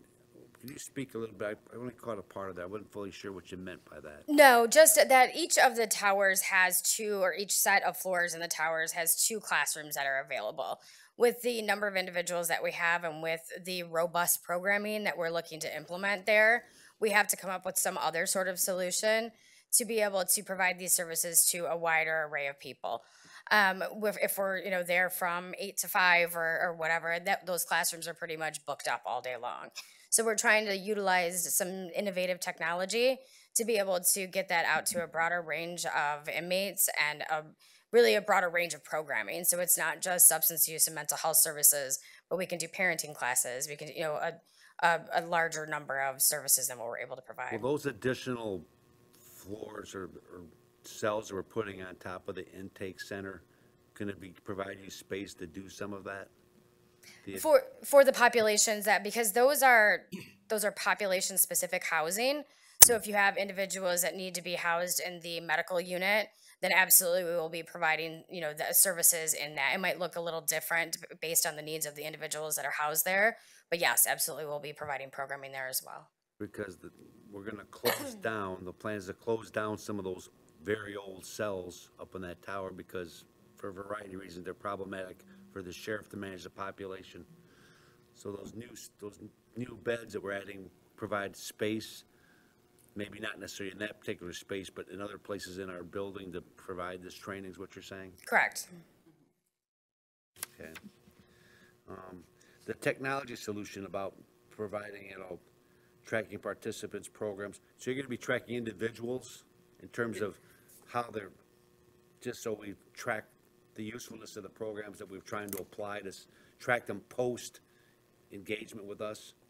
So the technology solution we've talked a little bit about before in a number of different ways, and that was the program I talked about yesterday when you asked about a federal grant that we unfortunately were not successful on. But as you know, the county approved a significant amount of money for Qualtrics that we used initially with the health department during COVID.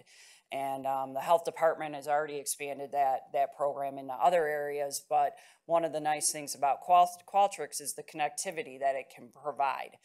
And when we speak about this and we talk about doing a better job on all our services in the county, when you look at individuals that come into the criminal justice system, the health department, they go to MCA or any other department for a service, there's no connected system. So when they walk in, that their name automatically pops up or anything like that.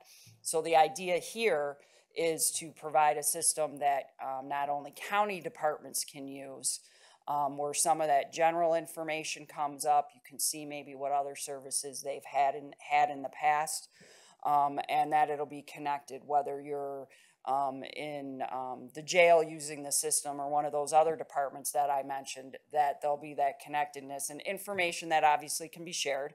We are all very aware of HIPAA in different departments. Obviously, you have the CJIS compliance on the criminal justice side, but it will be a system that is much more user-friendly, one for the individual when they come in, and if they're able to use a computerized system, their request for service will happen all behind the scenes, and it'll connect the departments and those services, and then also it'll provide valuable information to the departments on the other side if they come in contact with them, and they can see kind of where they've been, maybe not exactly the service that they have, but that'll kind of help them too, to guide them, and maybe you need this help as well, within the system, and we can easily get them to one department to another. Even being county departments, not everybody knows what services, those departments provide. I mean, I'll tell you, when, Tony Ferlini was here, I didn't know we had fraud guard. I'm gonna go home and look that up, and I've been here 23 years. I know it's a newer program, but I wrote that down. So it's that type of program as well that we're looking at implementing, and opioid funding can be spent on something like that. So as another way to cut down, right now our estimated cost on that whole technology platform is close to $8 million. That's why we went after federal funds for it. So we're trying to garner other grant funds to implement that solution. My ears perked up when you talked about this, because that's what we're working with IT for this office to deal with data management.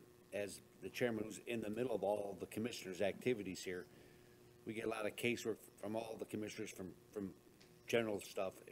Our ability to track them in an efficient manner and report back to the various commissioners, we don't have that technology. We need it. We need it. It's so basic. I can't believe we don't have it. So we've been interviewing with companies, working with IT to see something that would work out, and talking to the administration about something that we develop here could be spread around the county. Qualtrics may be something that may be able to be used. Now, have a discussion tomorrow with somebody about that and say, oh, we could use that. So very good about having everyone access the same system and be able to track to see that what we're trying to do is working for people after they leave, so we can adjust the program. Thank you very much, Mr. Chairman. Excellent. A lot of work here, a lot of complex in every page, but we'll get there. Well said, Commissioner. Because of the importance of the issues that we're discussing now, I'm going to extend the 5-minute limit that we imposed on ourselves for commissioner speaking. So as far as I'm concerned, we have no limit. Mr. Kraft, I know you have someplace to go, but you're up next to speak, so you go right ahead. Now I don't. You extended my time, and because Barb sped it up, I'm just going to use the rest of her time. Thank you, Mr. Chair. I want to start at 10,000 foot, and then I want to get all the way down to street level. So 10,000 foot. There are other states that have a statewide dashboard that they have online. Is that something that the state of Michigan is doing, where it breaks down by county, by municipality, what went in, what's going out, and what it's going towards in terms of transparency? Is Michigan doing that? Do you know? No, they're not. Do we plan to do that? There are no plans to. I can speak on it just from information that I've read. But there were a limited number of states that said that they were going to put together something like that. And I know that there's already been conversations about the concern of lack of transparency. That's why you'll see it on everything we do, that we're making sure that we are being very clear about how the funds are being spent and how we're planning for that. But as far as I know, there are no plans currently for that. Okay. And then in terms of our budget, how did this funding land into your lap, into community corrections? Why is it not in community mental health or MACOSA or just a separate fund? I guess for me personally, I kind of wanted to see it in its own line. Here's the opioid dollars year after year, boom, boom, boom, and then we see the budget amendments coming and going. How did it end up with you, Barb? So it is actually exactly what you said you would like it to see it as. It is my role as the community corrections director is completely separate from the opioid funding. So we've restructured some things in my department to allow some of the tasks and responsibilities that I had before to be taken by the lovely staff in my office. Taylor's back there. And then this is in addition to. This money will not be touched with the MDOC money we receive or county general fund. It's completely separate. And for implementation, a lot of those programming pieces might be through community mental health, budgets or things like that. So it's going to mix with a lot of different areas, but be completely separate from my budget as a community corrections. So I guess when we get our budget books going forward and things like that, what are we going to see? What can we expect to see? How is that layout going to be for us?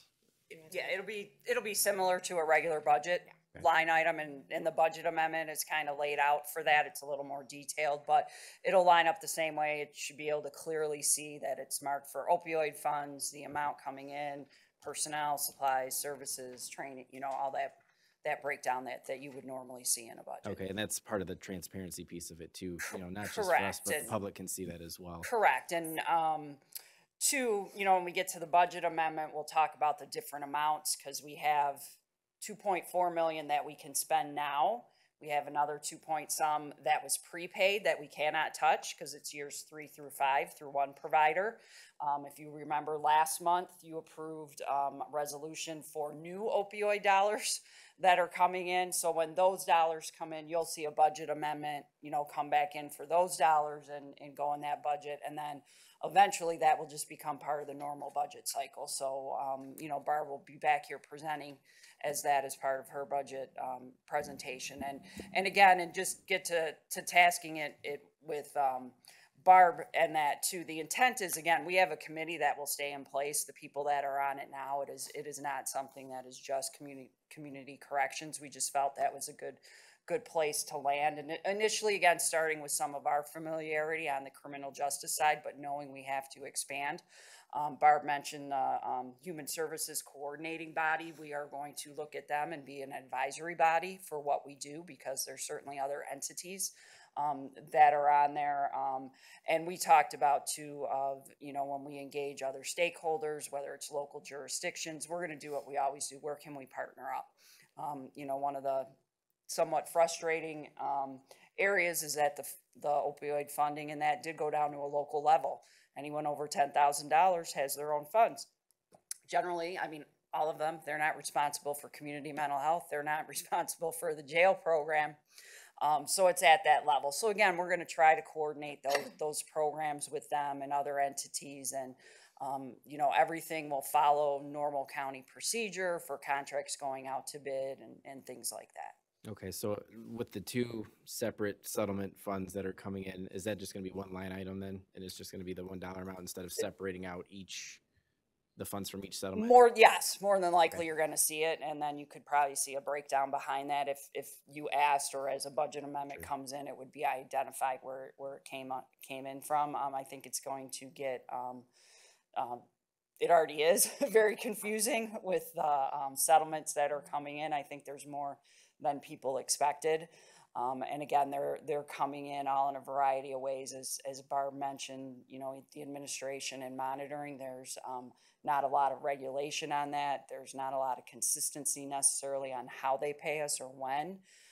So we're working through that. But again, we're going to use everything we already do in the county when it comes to finance, accountability, and everything like that. Okay, and I appreciate the attempt to collaborate with the locals. Dave and I have already kind of started that. We've reached out to some of the locals in my community, in my district at least, because, like you said, there's little pockets of money all over the place. But if you pull them together, this isn't a community by community issue. This is a much larger issue than that. It crosses community lines. It crosses county lines, frankly. So, that's incredibly helpful in any way that the CMH board can be helpful to that effort as well. I'm at least on board with that. And like I said, we've already started. When it comes to, Barb, you mentioned filling in the gaps. We have several organizations in this county, Macosa, CMH, CARE, FAN, Live Right, that are doing this daily. They are living it. They are seeing it. Wouldn't they know the gaps better than anybody? Wouldn't you want them there day one? I understand the administrative piece and you want to get that set up, but to assist with that piece of it, wouldn't you want the ground forces to at least have some voice in there initially? We do.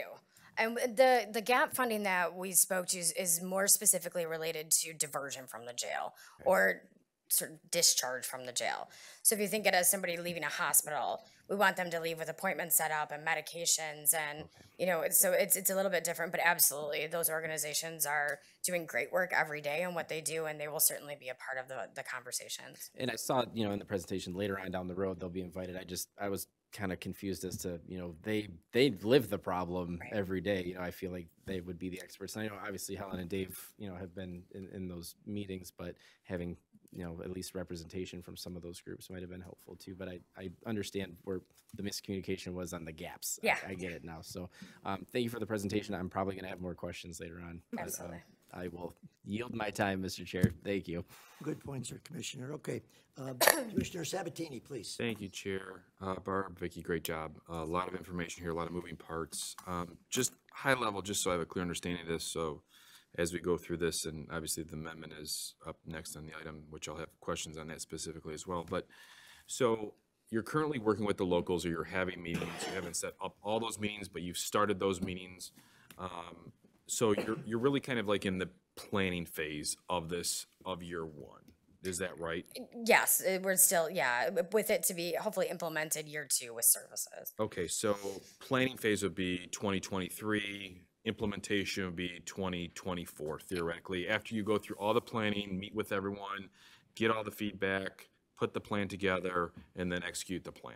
In those areas that it's possible to do that, we obviously know central intake and assessment center probably aren't going to be a physical building in 2024. Correct. So there's some of those things are going to be planning for longer than others. Right. I mean, setting that aside, obviously, we just got the presentation yesterday and that discussed what the plan is there. We haven't voted. We haven't done anything with that. But your plan, how you're visualizing this to be implemented with that plan is what basically you presented to us today, theoretically, in the gist of, if it was built tomorrow, this is how it would operate. Right. Is that fair? Yes, in general, but I would like Barb to talk. There are some pieces we can implement today. Right. If you want to talk about your second shift, where the hiring of some staff may happen this year. So that to me is implementation. Right. So there are some pieces that we can start today. So I'll hold those questions to the next item, because that's probably where I'm going with this. I just wanted to get a clear understanding of where you're at, what you're looking for, and then implementation initially compared to next year and the following years. Thank you, Chair. Thank you, Commissioner. Commissioner Nard. Okay, they asked all the questions I wanted to ask, but the one thing I sticking out right now is the mobile crisis unit. I know that when it first came out, I was concerned about having professionals riding in the car with the police officers, but I talked with some police officers, retired and both on the ground now, and they were saying about how it could be a distraction for them because someone sitting in the car with the police officer needs to be trained on how to protect that person. They got to protect each other. So that right there is going to be kind of difficult. That's going to be a slippery slope to try to work that out. But what I want to know, since that's not going to happen right now, so the way this is set up, if somebody's in a mental crisis and you just call the mobile unit out and they actually come out and try to maybe talk the person down, or how does that work? Correct. That could be one scenario.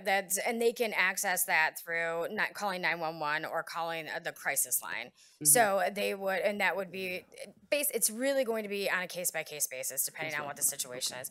Certainly, if it's a situation where somebody's, at risk of, being hurt, it's going to escalate to a level of having law enforcement there, regardless. Mm-hmm. But if it's something that they can navigate through, some sort of de-escalation conversation or things like that, it's really going to be case by case, though. Okay. All right. Thank you. Mm-hmm. Thank you, Chief. Thank you, Commissioner. Short one. Do you know other speakers? Mr. Chairman? We have one short one. How short? Go ahead, Commissioner Brown. Can this money be used for any bricks and mortar to help support the program? Yeah, we haven't seen anything. That's another sort of strange thing with this money is I had mentioned that there's a list of allowable expenses with it. It is certainly not exhaustive. And it's going to continue to need interpretation. I've not seen anything in terms of physical buildings being built with this money. I'm thinking JJC, when we need to do modifications over there, you know, if we need some money to do that, maybe we could use some of this money to help us fund some of those improvements that need to be made to modify it in a certain way to help us get there. Yeah, it's not the first time it's been brought up, so I'm sure it'll be explored further. All right, thank you. Thank you, Mr. Chairman. That was short. Okay, I have a motion to receive and file. Please vote. Budget, okay. Yeah. Motion passes 13-0. Thank you. Item B is the budget amendment. Community corrections, opioid settlement funds, $2,481,214. We need a motion to recommend this to full board. So moved by Nard. Support Lucido. Been moved by Commissioner Nard, supported by Commissioner Lucido. Chair, I'd like to make an amendment to the motion. Go ahead. That we move this to the Public and Records and Public Safety Committee next month. Because of the fact that we move the intake center, the jail discussion to next month. We have an amendment to the motion to move this to Records and Public Safety next month. You need a support to start off with? Pardon me? What's the date? June 14th. Would you put that date in, install that date in June 14th? Yes, June 14th. I wasn't sure what date the Okay, June 14th. committee was. He made an amendment to the motion. He's looking for a supporter. I support it. Commissioner Grote supported that. I think first we should vote on the amendment. So all those, any other, you know what, I didn't put it up here, so anybody want to speak on the amendment? Now would be a good time to do it. Nobody wants to speak on it? Do we want to vote on it? We're moving to next month, that's what. We want to vote to move it to next month with the June 14th. Yeah, next month, so we're voting on it, right? Any, So, Chair, just to be clear, we're still going to have a discussion today. We're just going to receive and file and move it to your committee next month. Is that correct? that's what we're doing. Yes. Just had the discussion today. Instead of motioning this to full board, we're going to move it to next month's Records and Public Safety, which is June 14th. Okay. Everybody understand that? Yes. And if you do, please vote. Can we listen to the presentation?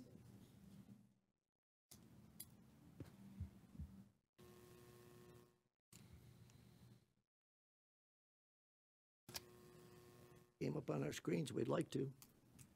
We voted. Didn't come up on? Oh, your screen is dead. I got a blank screen. I can add yours. Now I got to vote. Okay. Motion passes 12-1. Commissioner Song voting no.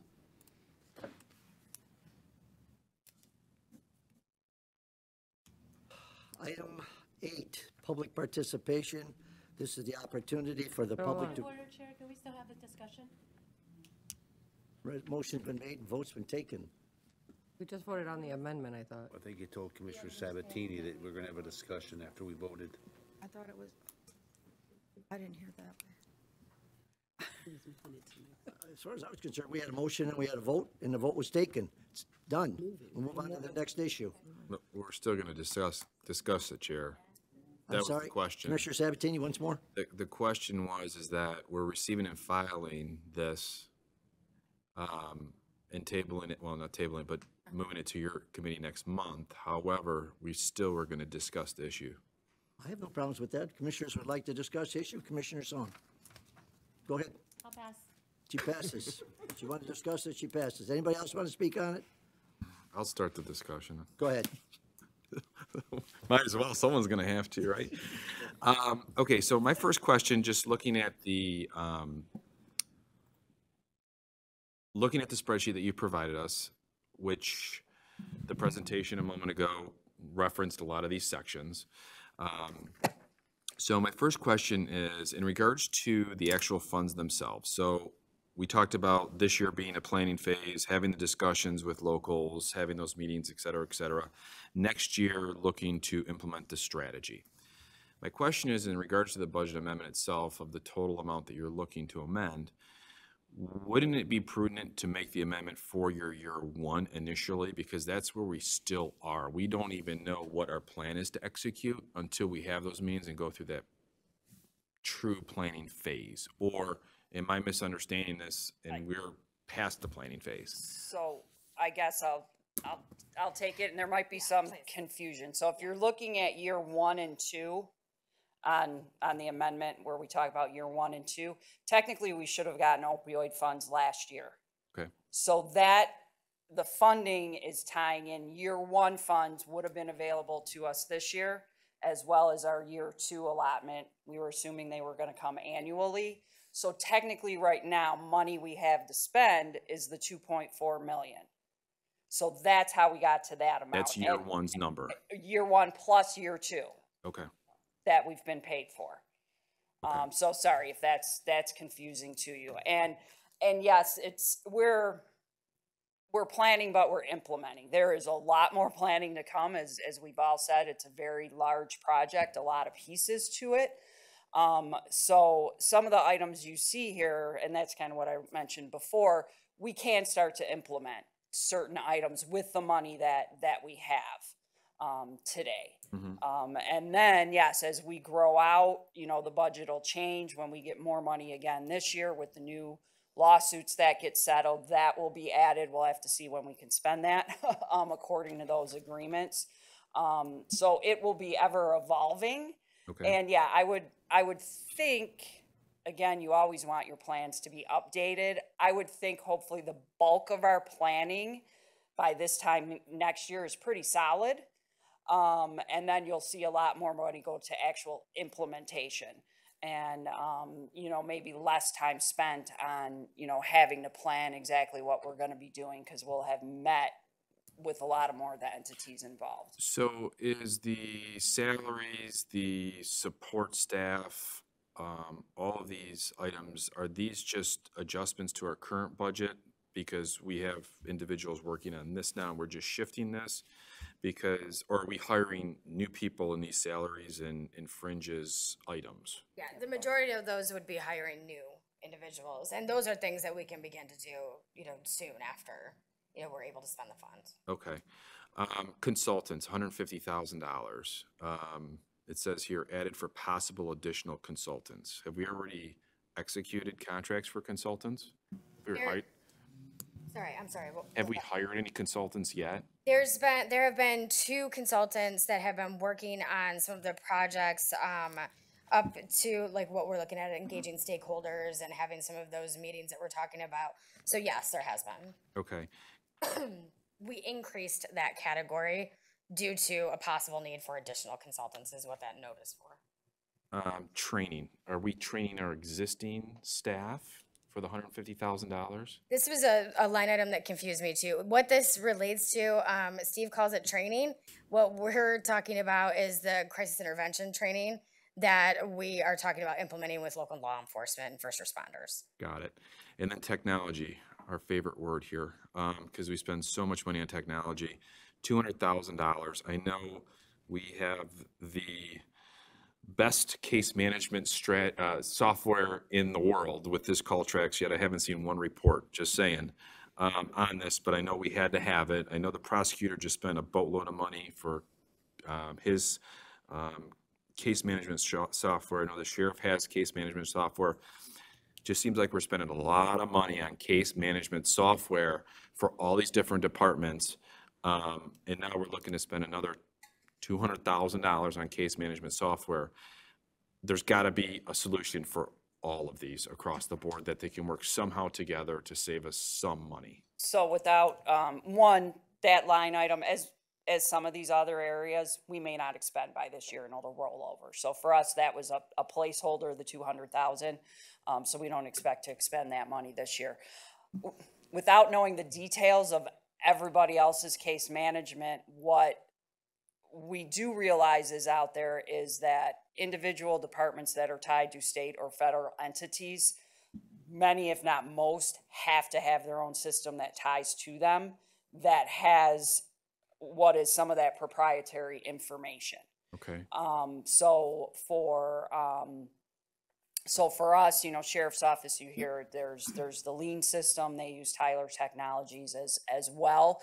There's certain information there that we can't have access to. So same thing, I'm assuming with the prosecutor's office and other entities and same thing.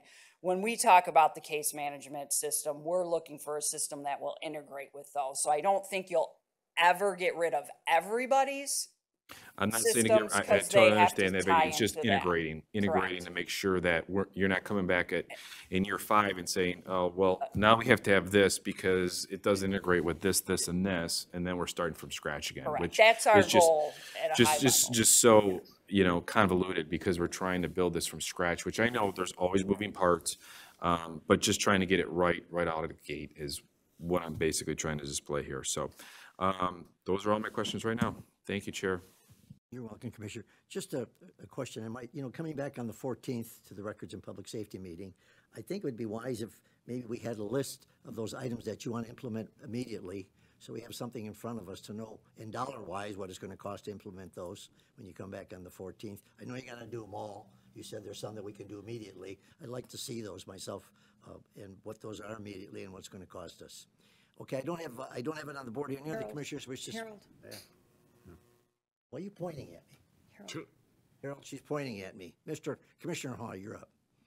Thank you, Barb, or Chairman.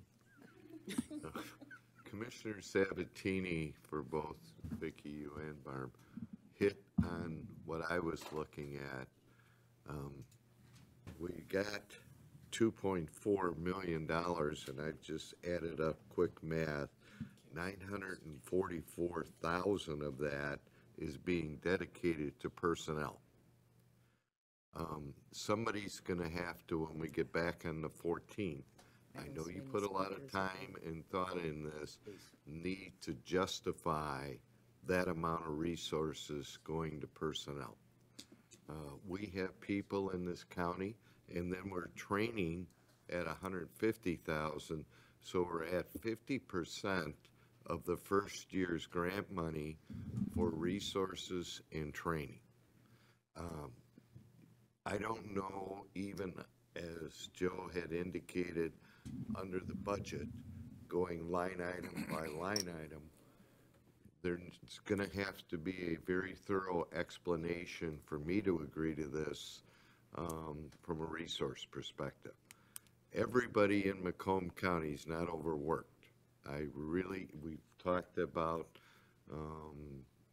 other departments. When we're taking, it looks to me like we're getting a grant, a large substantial amount of money, and we're looking at filling holes in resources for the Department of Corrections or whatever it's called now. And I agree with Phil. I was going to ask that question, but I thought he would anyways.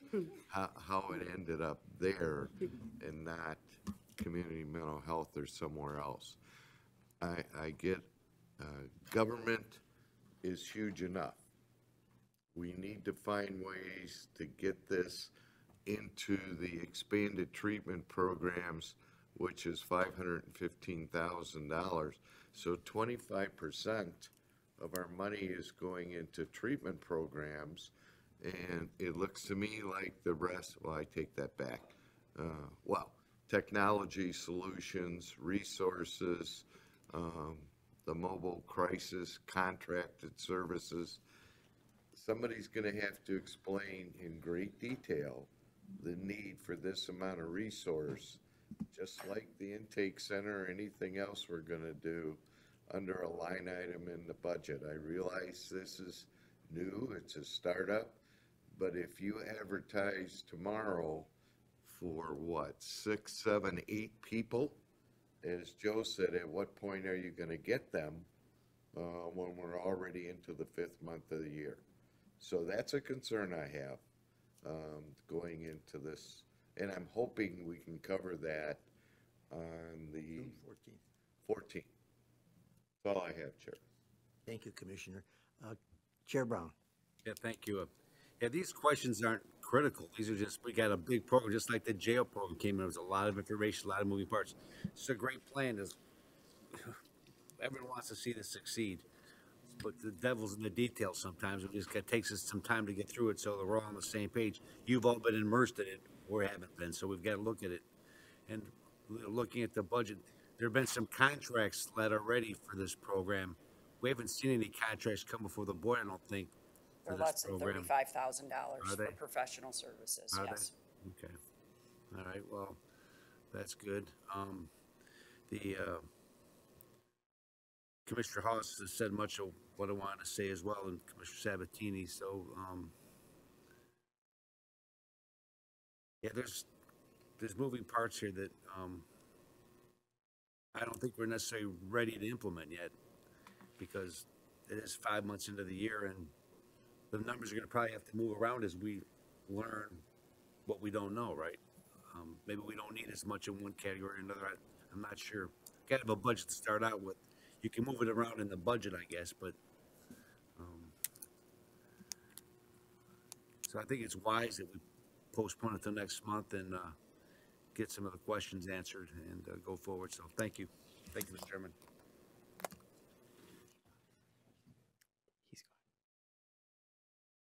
Commissioner Kraft. Thank you, Mr. Chair.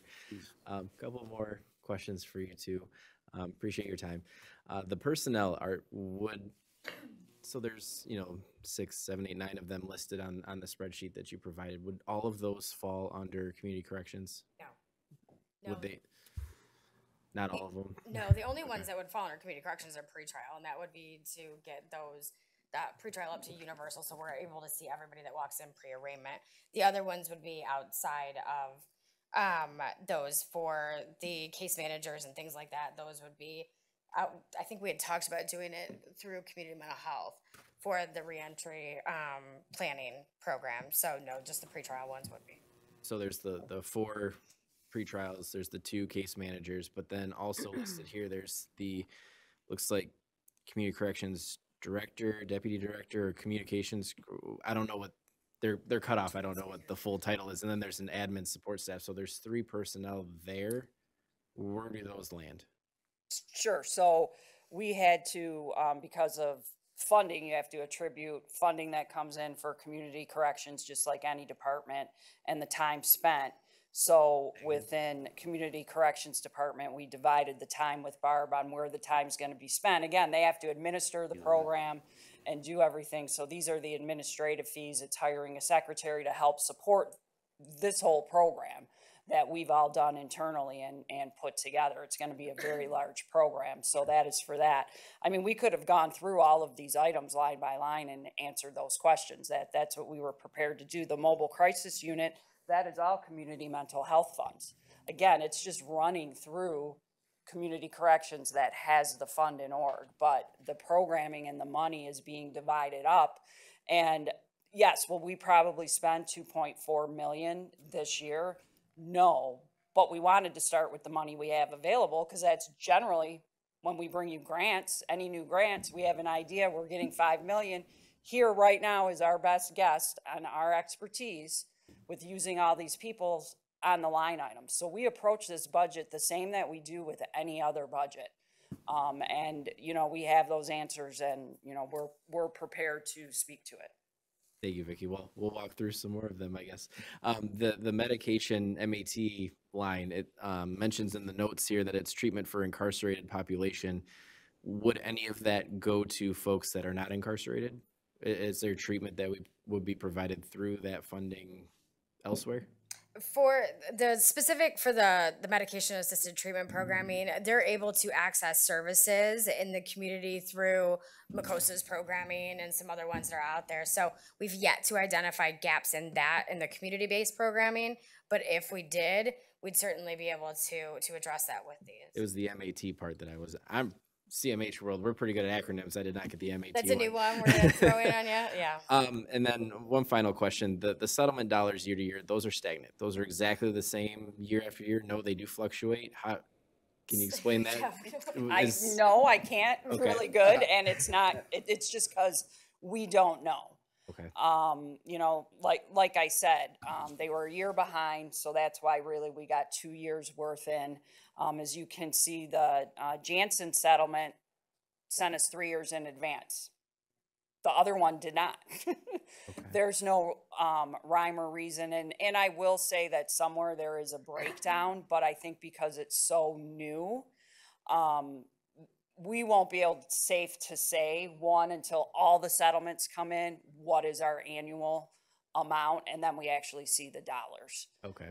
So See, I'd like to say there's a clean document that shows everything. But like I said, we were expecting one item, and really we were just expecting just approximately, I think, just really a little over 1 million, because we thought year one would start now. And they're like, well, no, we're behind, so you got 2 years. So, Yeah, I was under the impression that, you know, here's the massive dollar amount that is the settlement, and then it gets dispersed amongst the country, to the states, to the county, you know, and I thought there was a formula that I had to shoot through as, you know, these are the folks that have opioid, you know, issues or things like that. And, you know, this is the dollar amount you get based on population and that, and things like that. So now that I know that it fluctuates, it's okay. yeah, That's and good to know. each of the contracts are different, so they come in by settlement too. So it's not like we're getting all of that packaged from like the feds, like a normal grant would be, or the state. It's each individual settlement comes in as its own check. Gotcha. And while they're similar in how they're broken down, they're also not exact on their percentages. So again, I would hope by next year we'll have a better pace of exactly what they will be. Well, that's fun for budgeting. Oh, Thank you. And Thank trying you to both. plan. Thank you both. Thank you, Mr. Chair. Thank you, Commissioner. Commissioner Van Sickle. Thank you, Chair. Vicki, did I understand your statement about the content or contact management systems, that they needed to be possibly separate because of proprietary information in them? Yes, because there are certain entities that departments have to use to connect to the state to pass their information along.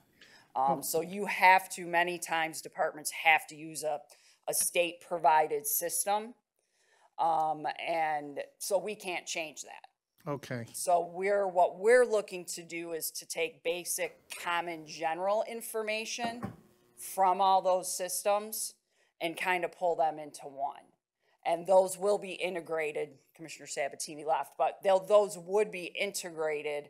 The Qualtrics, if that's the system we went with, our goal would be that could integrate with all those different systems. So that, yes, if it's law enforcement based, we certainly can't see what the sheriff's department personnel can see. We can't see what the health department sees and so on.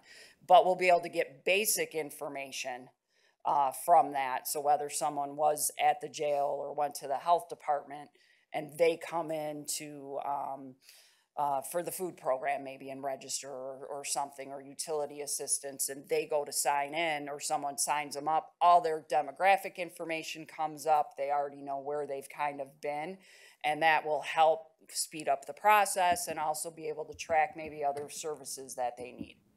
Yeah, because these large contact information systems should be able to provide roles where we could have a sheriff's department role, health department role, whatever, and also provide custom fields that can be added that only certain roles can access and things like this. So we really need to integrate this more across the board. So like you say, we don't want to have to re-enter information. Because one of the things, that not only is it a time waster to re-enter information, but when you find information that doesn't agree from one system to another, it can waste a lot of time. Correct, and I think we're making it more difficult on the people that we serve too, if they have to go to each individual web page and sign up for each different entity. The goal would be to have this basic system on the web pages, and that would be everyone's entry, and it would do all the work for them. They click a box, I'm interested in this services, and then it would go out to the departments and they would start to do their work. Good. Thank you, Chair. Okay, Commissioner Zone. Thank you, Chair. Regarding the personnel, are these all new positions? Except for the money going for the director's position and the deputy director's position. All of the other ones would be new positions, yes. And these are full-time or temporary contract? They're full-time, yeah, they would be full-time. What happens when the funding runs out? Because I know we have at the county some positions that were grant funded, and then when the grant runs out, you guys come to us to ask for, you know, funds for that. So do you anticipate that happening, or when you hire these people, are they aware that it's not going to be, you know, perpetual? Yes, my assumption is when they get posted, they will have that same moniker on her, that it's a external or grant-funded position. And then, yes, we would determine where we're at if the need is still there. You know, at least one of the nice things right now is this grant funding's for, you know, another 18 years or so. So we know we'll at least have that funding in, though the priorities may change and our plans may change. But yes, there's not an assumption that they would be permanent all the way through.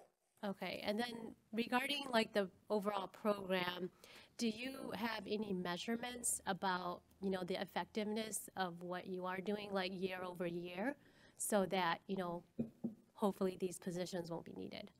Yeah, that's one of the things that we plan on investing in, and also utilizing the consultant services with, is identifying those things that we should be measuring and tracking so that we know if they're working.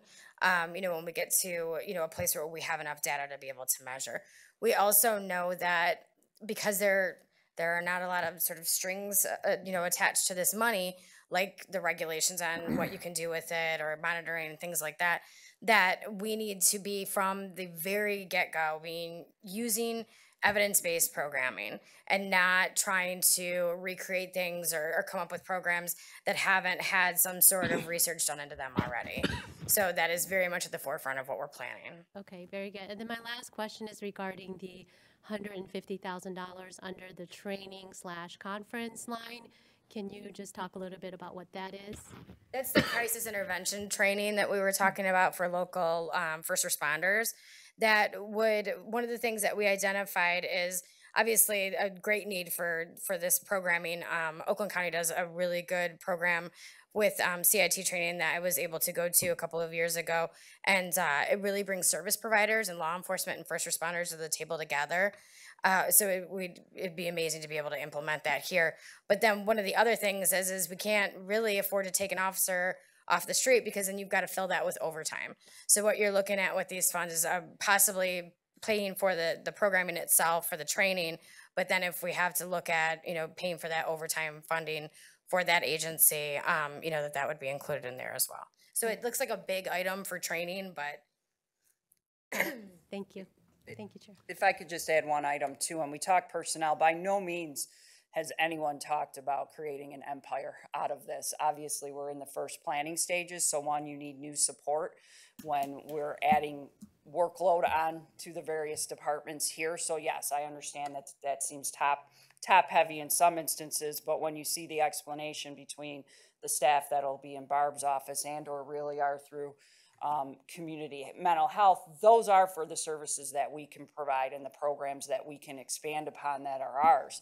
But we are fully aware that there is a great need in the community, and that I would think a shift of this money will eventually be seen with using the outside partners that we talked about, and through our RFPs and things like that are already through community mental health. So I just wanted to make that statement as well, that we're aware of that. We see that changing.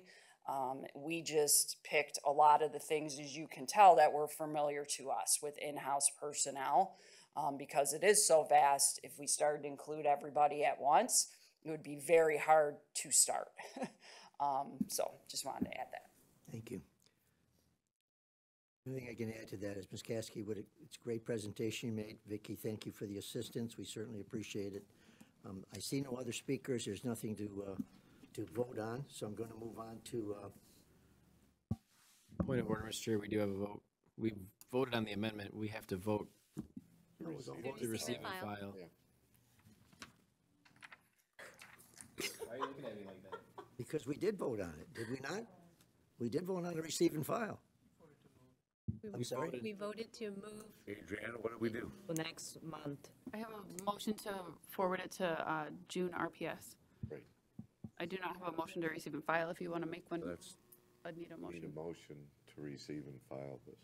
I'll make a motion to receive and file. Support. Thank you. Please vote. Well, I both They're jumped falling in. That was a asleep. good discussion we want to keep on record.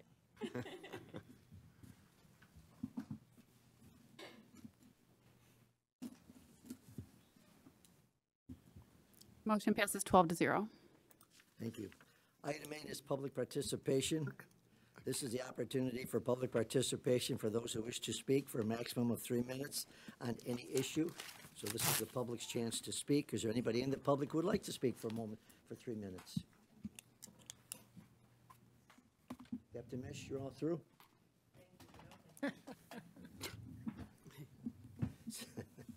Seeing none and hearing none, I'm going to close public participation and go to commissioners' comments. Please show me if you'd wish to speak. Just speak up. Nobody wants to speak. Well, I want to just say that, listen, this was a long and very fruitful meeting. I think everybody learned a lot from it, and I think there was some real good discussion. And the next person that says to me that this commission is strictly a rubber stamp commission, I'm going to punch him in the nose. Because we all have questions. They're legitimate questions. We want to know how the public's money is being spent. And by asking these questions, we're getting these answers. And I think there's even more answers that we're going to need. Mr. Kraft, I want to apologize. I know you have a date tonight, so I just want to keep that up. Anybody else who wishes to speak? I think we're already adjourned. You're kind of Motion- intimidating. Motion to adjourn and support. I don't think people want to talk when you're. Please vote. Please vote.